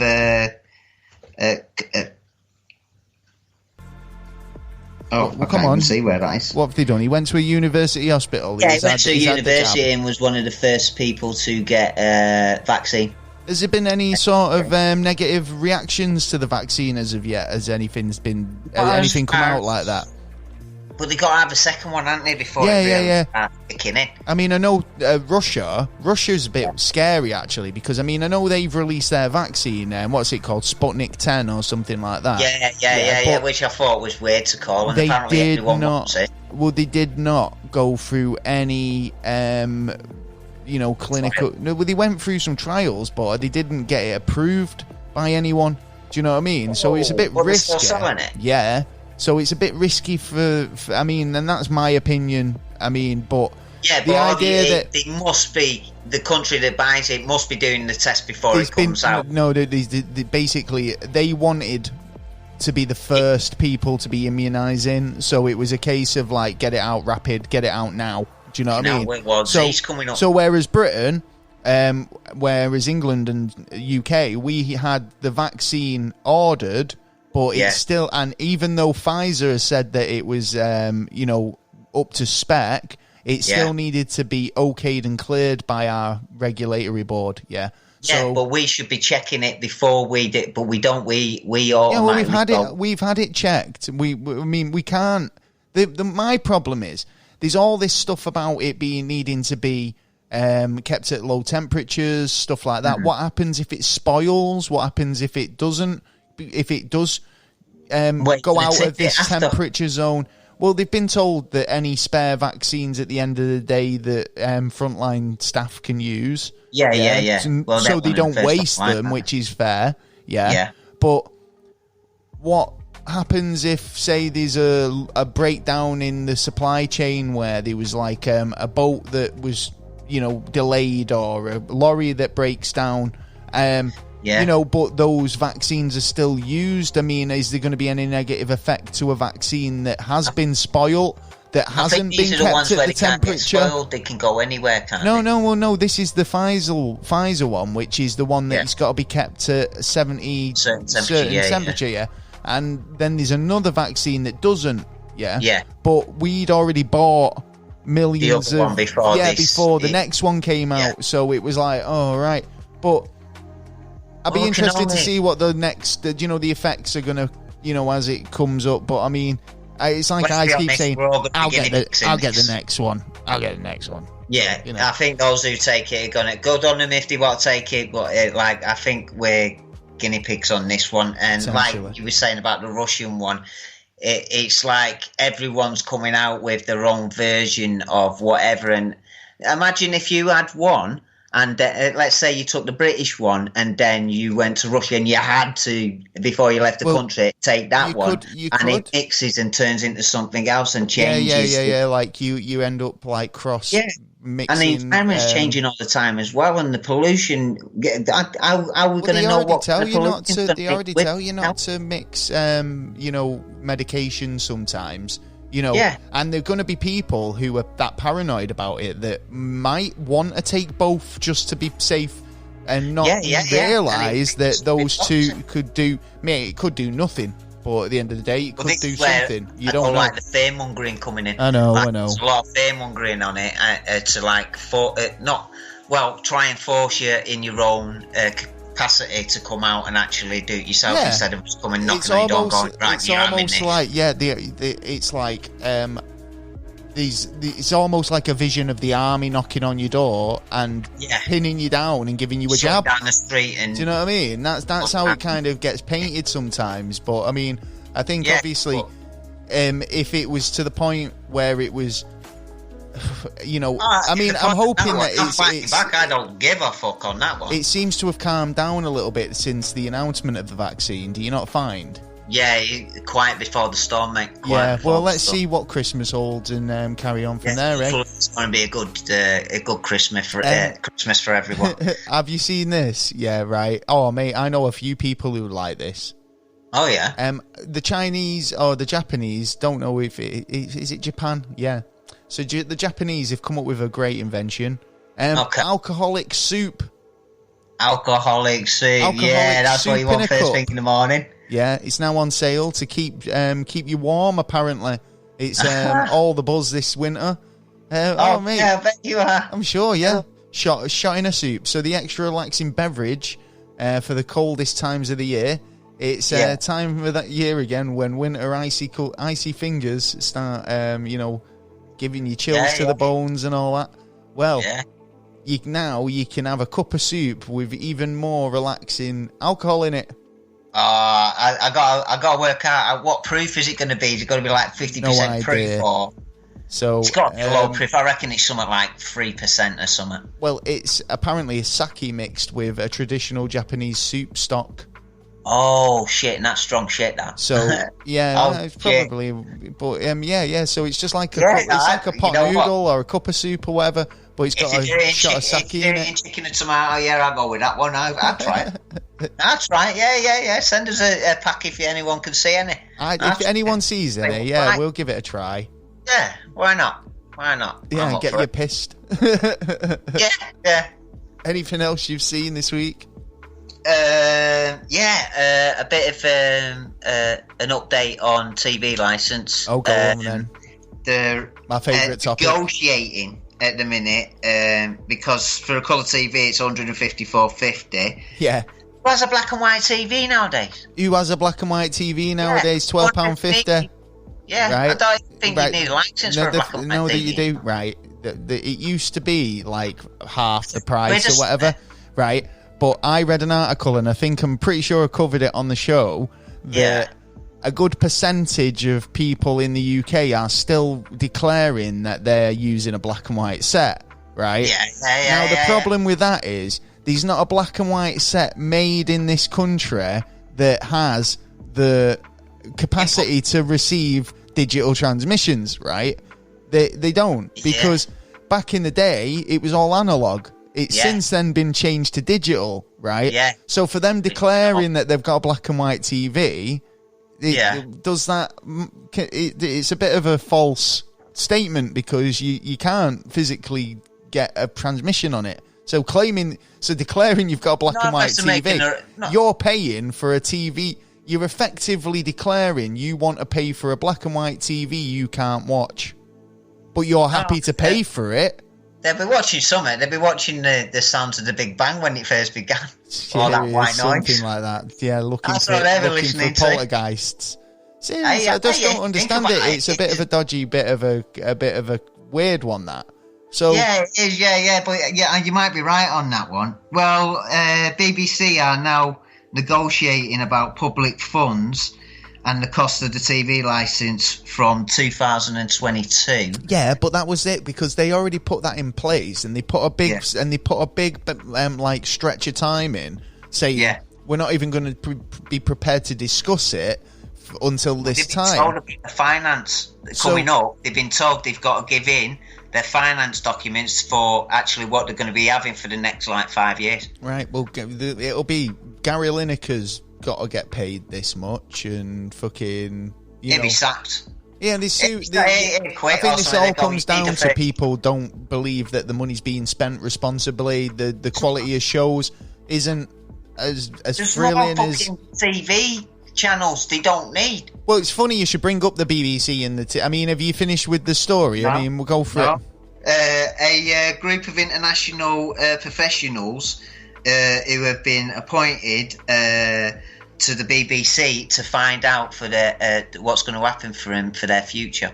Cool. So soothsayers. So they've got some Nostradamus types in to go Channel 4, sit around a table. TV, worked in other international channels. They're going to be grouping together and going, right, you got to do it this way. You got to bring it. They've got to look into the future and see what they're doing wrong and how they can pull the fucking ancient asses into the fucking new age. Now, well, to be honest, it's going to be their last stand. Of course it is. Yeah, because no one's going to be paying for it. People were up in arms this week with the BBC because they've just released their Christmas schedule, and it is fucking appalling, It is literally, when your Christmas Day consists of Kung Fu Panda 1, Kung Fu Panda 3, What? You know, exactly. Well, they don't own the rights to it for one, right? And then a load of repeats. Yeah, it's not. Always. It's nothing new. It's literally they. Be on the week earlier. They tweeted it out. Everybody, I'm not joking. The world was appalled at that lineup. Yeah. Yeah. You know, and they've been told to change it pronto because we've had a shit year. Right. The last thing we want to do is watch. Some fucking panda trying to do karate. Not even in chronological order. You know what I mean? I'm not even getting to see the full story. Yeah, right. Yeah, but we're not supposed to watch that, are we? We're supposed to go off and have a drink while the kids sit down. Do that. We're stuck at home. We got to pander it up. Yeah, right. Or watch whatever they decide that is Christmassy enough. What's right. on Saturday night? Is it going to be action? It's way better stuff. No. Serious. In the evening, you've got last year's Gavin and Stacey Christmas special repeated. Well, yeah. To be honest, yeah. Whatever's going to happen on Christmas. Oh, I miss the days. Were we already on there? I miss the days, when there was a Noel's house party, and then a Noel's Christmas present, and then a Noel's. In fact, fucking hell, Noel dominated Christmas Day pretty much, didn't he? Yeah, he did actually. Yeah. Noel's Christmas party. And then it was a brand new Only Fools and Horses. Yeah. Or even a Christmas episode. That's what I'm saying. A Christmas episode. Yeah, that's what I'm saying. A new Only Fools and Horses. You know what I mean? You don't get days like that anymore. So, no, it's too commercialised, that, and it's far too... it's way too commercialised for commercialising Christmas. Yeah, it is, but, it's sad, but, good old days look like they're going and gone, mate. You know what I mean? Every now and again we might get a little glimpse, but, I found this story, which is sparked outrage, yeah. Oh, right. I'm not sure if it's the same art collective, yeah, because as last year with the last week with the monoliths, because it was a New Mexico art collective that basically claimed responsibility for that, wasn't it? Yes, it was. Well, there's a new art project that's sprung up, basically by a group who originally basically wanted to put a twist on the sitting on Santa's lap thing. Yeah. Hey. So, and obviously with Santa being mix the letters up. Now. Well, if you mix the letters up in Santa, what do you get? Yeah. Oh, what? Satan. Oh yeah, you do, yeah. So they've he's wearing red. There's a thing that's happening. They've hosted a sit on Satan's lap fundraiser where you can come and sit. Hold on, that can't work, because if it's banned that Santa can't have the kiddies sitting on his lap, why's the devil going to be able to have kids sitting on his lap? Well, this is it. Sparked outrage for a number of reasons by the looks of it. Well, they're all like these photos here, and there's a picture of a guy dressed up like Satan in a Santa outfit, and he's got 3 little kids sat on him, all masked up, and every one of the kids is crying their eyes out. You know what I mean? It's literally. I bet. Thanks for scaring me for the rest of my life. Yeah, exactly. And taking a photo for me to remember it by. Do you know what I mean? But what do you reckon to that? I reckon it's wrong. It's sort of like the thing of one lot can do this and one lot can do that. No, if he can, then he can. Yeah. There's nothing like. What's the difference? There is no difference at all on them two spectrums apart. The whole fucking event seemed a bit mental. Ticket cost $6.66. Fucking hell. But basically, they were doing. They were talking about mask wearing and stuff like that, and they were saying, obviously Satanism and being satanic. They said on the fundraiser website, how many people have been saved by prayer? 0. How many people have been saved by wearing masks? 130,000. God, 0. Little piece of cloths, 130,000. So it sparked a bit of outrage on a number of levels. Yeah. You know what I mean? I got to say something about the cloths, the masks as well. They shouldn't be selling anything but biodegradable ones. Well, I mean, I bet a lot of them aren't. Well, in that case, why aren't you wearing biodegradable clothing? Do you know what I mean? It's like that means all clothing should be biodegradable as well.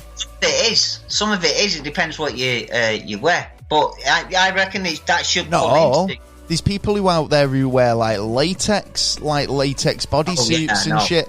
There's people out there who wear leather. You know, I mean, would leather biodegrade? I suppose it would, wouldn't it? Yeah, in a longer term, yeah. Yeah, but I mean, I'm sure that there are other clothing fabrics that don't. Sooner, yeah. When you're thinking about fashion, you need to think ethically as well, folks. Yeah, exactly. You know what I mean? We get rid of the earbuds and put on masks. Yeah, and start drinking out of paper straws. We're doing all this, and you can't wear fucking latex bodysuits. Paying 10p for an extra bag or getting a bag for life. Yeah, you still want the material that you was going to use for that, maybe connected into the bits in your mask. In your face. There you go. Well, a minute. Any more, sir? I've got one more story before we move on to NASA. Yeah, I've got one. I've got two stories. I tell a lie quickly. Yeah, go for it. I know, I think you should go because it's just Europe. All right, well, I've got this one quickly. Pet school in China. There's a pet school in China that's teaching dogs math. See, and other stuff. And other tricks. You see, you can't teach a dog new old tricks. Yeah, I thought it was funny at first. Bear, getting them backwards.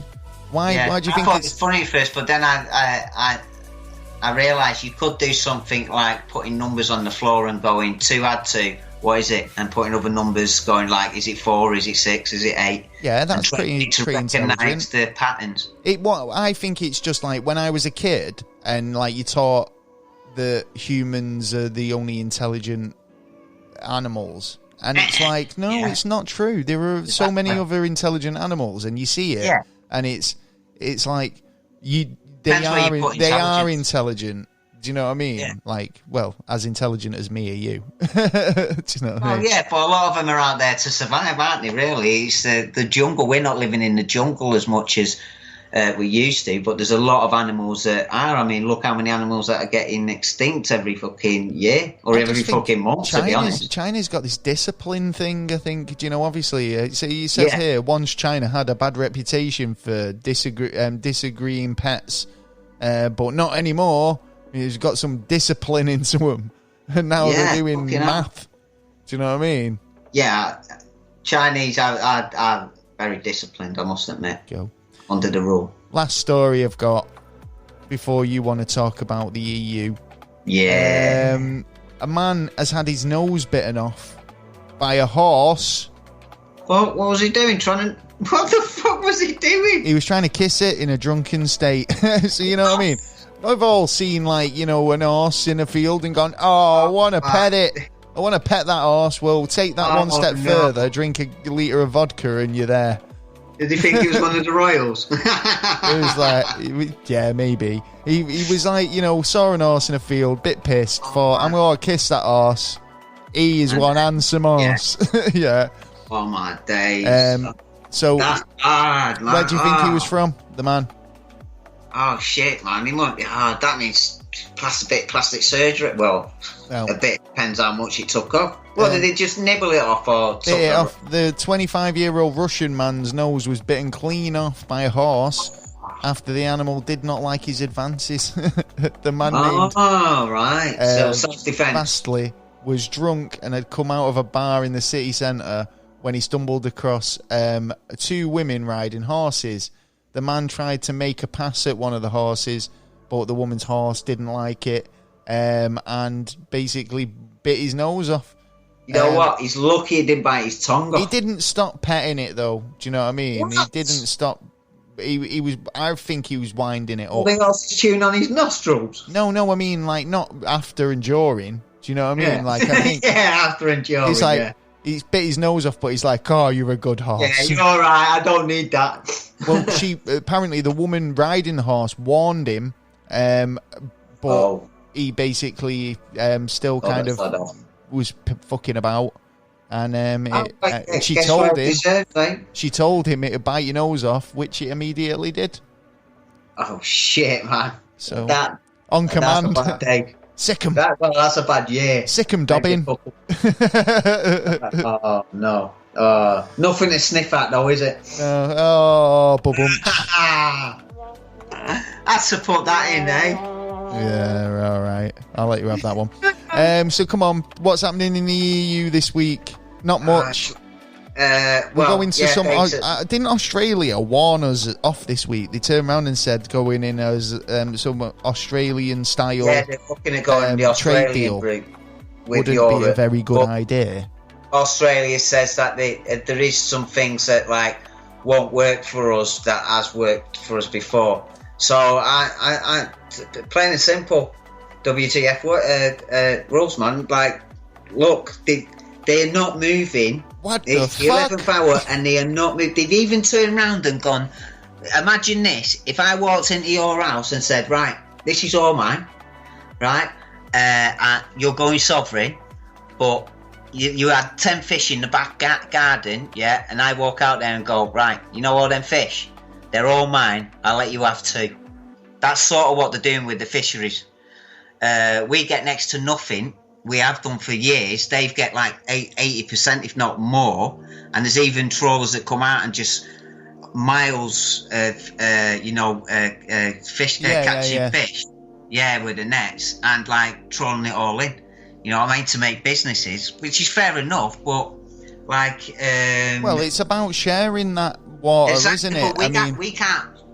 Because we're sovereign, they don't want to let us go. They don't want to let us go. Of course, and they're trying to make it awkward, aren't they? And this is the problem. But the problem is, it's like fucking hell. Boris Johnson's again.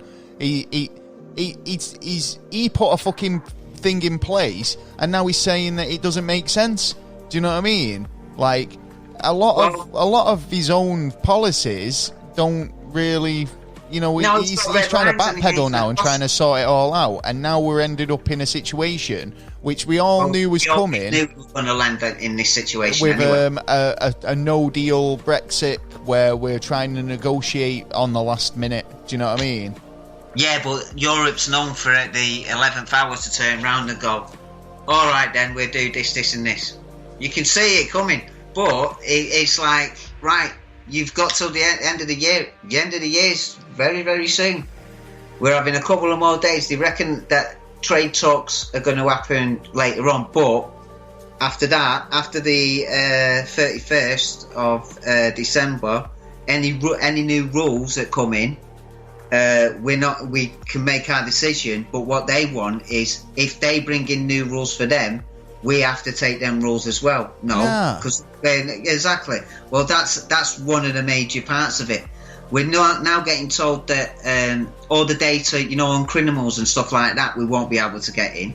Well, that's funny because we bring most of the data to you anyway. So, all right, then you're lost in the first place on that one. And there's a lot of things that are going on, but at the end of it, we should cut our chains and fuck off. Yeah, I think this is it. It's been dragged on too long, and I mean, even with the pandemic stuff that was going, that's been going on, it's like still. How many deals we've made in the last month? You can't even use it as an excuse. They've still had that to deal with as well. So it's. They made a big wrong decision to turn around and not listen to Cameron when he turned around and said, "Look, you got to listen to the people. We're not happy. Yeah. If you don't listen, we're going."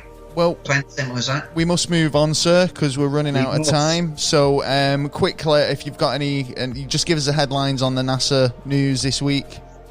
Yeah, if that's okay. They're now thinking black holes are potential to other universes, according to new quantum results. I reckon that could be. Yeah, well, we never know. We never know what's beyond a black hole. Well, yeah, this is it, but it goes against Einstein's theory of general relativity. How does it?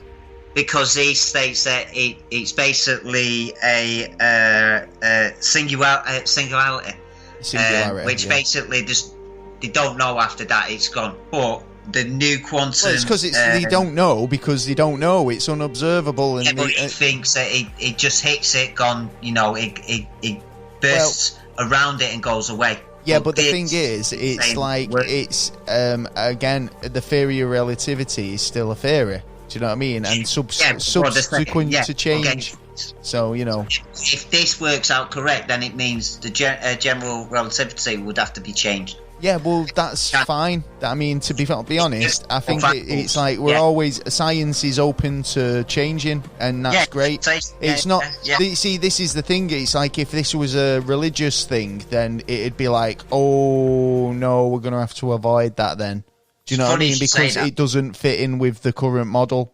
Do you know? Whereas science is open to develop and evolve.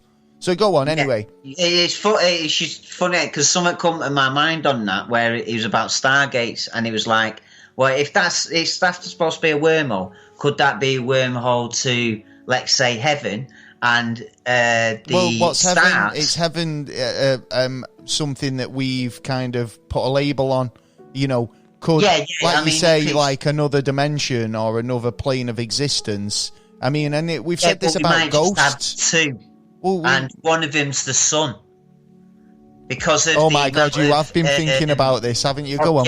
Going into the sun and actually supposed to have disappeared or coming out of the sun. Yeah, because they got burned. They got burned up. Yeah, well, you don't have to call it heaven or hell. It's a different realm that probably the realm of the sun is Is it because they say go towards the light? Angels with the other one, you get in there and they're giving you fucking flowers and chocolate. Who knows? That's the greeting card version of heaven. But I mean, I'd like to think heaven's got the good stuff I like. Like that in the Bible. You know what I mean? Anyway, that is a whole nother topic. It is. So, any more interesting NASA stuff happening? Japan are happy because Tokyo has just received the samples of a 300 million year old asteroid. Cool. That turned up on Thursday. It was a 6-year journey to go and go to this. Yeah, this was the asteroid they landed on, innit, to get the samples. Yeah, so they've finally got the samples back. Yeah, it's finally come back, and they're looking for organisms for how life starts in the universe. Yeah, so to check if there's anything that makes. Yeah, that's interesting stuff. So, when do they expect to find results from that? Well, I should imagine in the next couple of years. I mean, it's going to take time to it doesn't take go in depth. 2 minutes, does it? It's not like we found one. Yeah, exactly. Yeah, he was sat on it when we walked in. He was just sat there. All right. Yeah.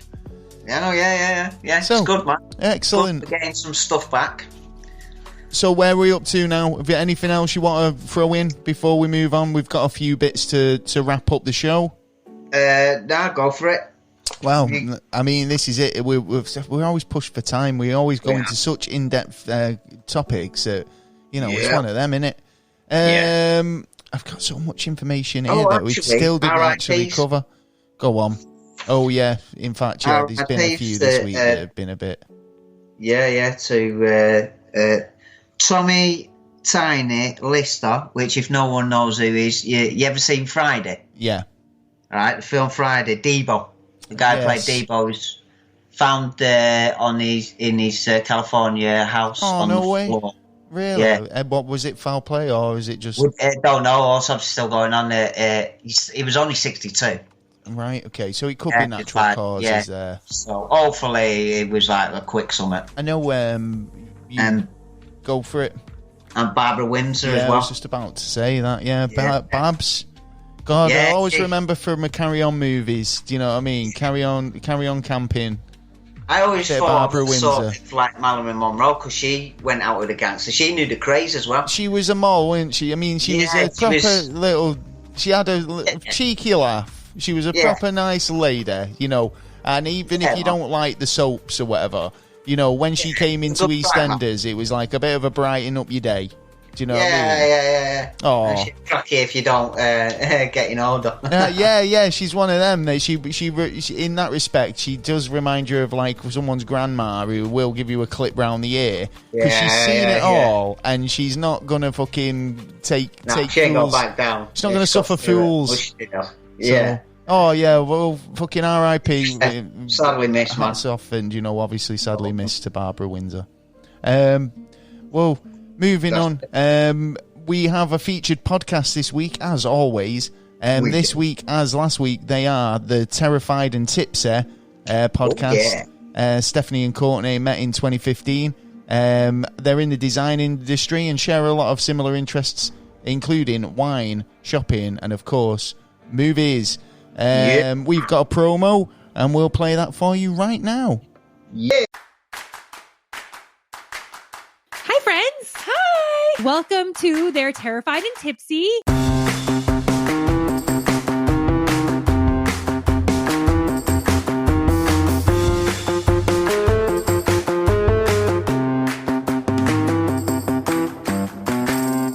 So I'll start. Okay. My name is Courtney. I love long walks on the beach, white wine, and I absolutely love scary movies. And I'm Stephanie. I also love long walks on the beach. I love white wine, but I absolutely hate scary movies. So Stephanie, Mm-hmm. can I ask you a question? Please. Why in the hell would you want to watch scary movies and do a podcast on scary movies when you hate them? Oh, that's easy.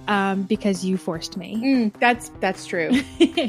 But you know what? There's wine. Yeah, so I'm basically only here for the wine. Lots and lots of wine. We're gonna need it. Well, since we have very different feelings about scary movies, we decided to share our emotional struggles with you all. Yeah, so grab a glass of wine, your favorite couch blanket, and get comfy and enjoy the ride with us. Also, you can find They're Terrified and Tipsy on Instagram and Twitter, plus all the podcast platforms. For links, head over to tipsypod.com. Cheers!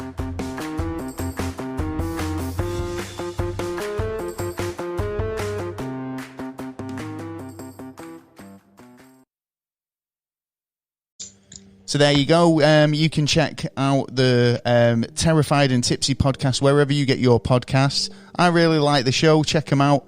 Or go to their website at www.tipsypod.com.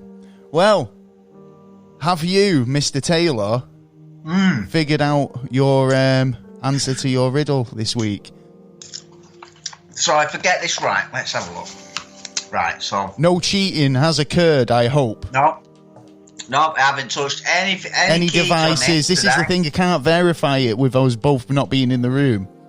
Yeah, you see me, don't you? I do, yeah, but, don't see your hands, don't see your device, don't see what's going on. Don't get me wrong, I was thinking about it when you went for a week. I might do it, but I went, nah. Right, okay. Right, so the riddle. What has E at the beginning? Yes. What starts with E, Yeah. but only contains one letter?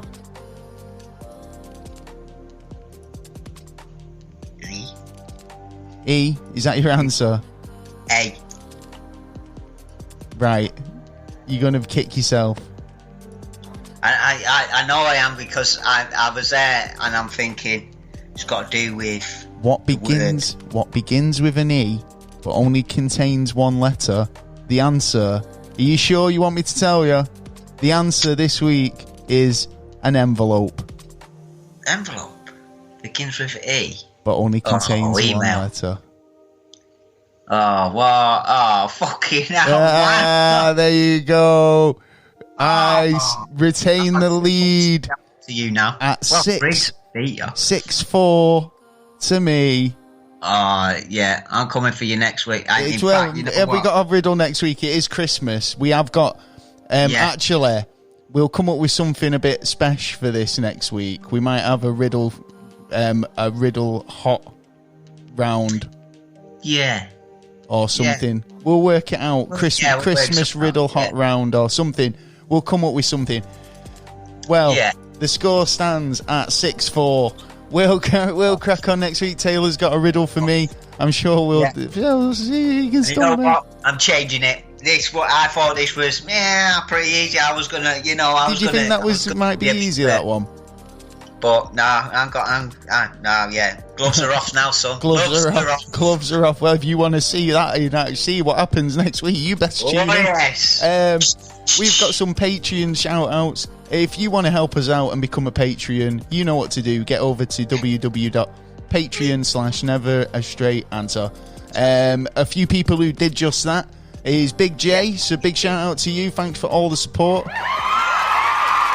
Big shout-out to Dunk. Thanks for everything, all your help. And a big shout-out to Swoosh. You're an absolute rock star. Thanks, man. From the very beginning, our first Patreon. Thank you. We salute you. And if you want a big cheery shout-out, you know what to do. You can get over to Patreon for extra content and updates and a whole lot more. And yeah, there's a few different tiers, so select the one that suits you. You can help us out from as little as £1 a month. And also, if you like some merch, you can go over to TeePublic or Dizzy Jam, where you can find our stores. Or just go to the website at neverastraightanswer.co.uk. We have some honourable mentions this week. We are. Just fans, people who get involved, people who like listening. Big shout out to Harriet, who's just started a new job recently. So big congratulations! Nice one. Big shout out to Gareth, always trucking. Gareth. Big shout out to Mr. Big Papa Crabtree. Yes, Mr. Crabtree. Big shout out to the Duke of Marmalade, Brian, Shankproof over on YouTube. We've had a few people messages on YouTube. I'll get some more. They'll be included in next week's episode. Big shout out to Louise, Chantel, Jez, Liz Reader. Big shout out to Big Red Jake, Jimmy Evans, and anyone who gets involved. We love you all. Thank you so much for getting involved. If you want to get involved in any of our segments, what's fucked up where you're from, send us an email at neverastraightanswer@gmail.com. You can hit us up at Twitter at NASA_never, or go to Instagram. We're available on all the chats there. We like to think we're a very approachable people. In fact, we got a comment a couple of weeks ago saying that we're probably one of the most immersive podcasts around in terms of getting back to our listeners and, including their thoughts and opinions and views within the show. So don't hesitate to get in touch if you've got anything you want to add or any questions ideas. Or even subjects to bring along. Exactly. Yeah, we take you all seriously. And that's pretty much it for this week's show. Like I say, get over to our Amazon affiliate link if you're doing any shopping. Check out the website, which is over at neverastraightanswer.co.uk. And we're available on any podcast platform. Even on YouTube. So make sure you like and subscribe. Oh, yeah. Oh, my God, there's so much to think about, so much to go through. Anyway. And then you got to deal with Christmas on top of it. I know. Well, we'll be back next week for our Christmas episode. We will. Make sure you come and check that out. I've been Gaz. I've been Taylor. And this has been the Never a Straight Answer podcast. We'll catch you next time. Hope you've enjoyed the show. Peace. Jam pottage tonight. Ooh, with Nutella.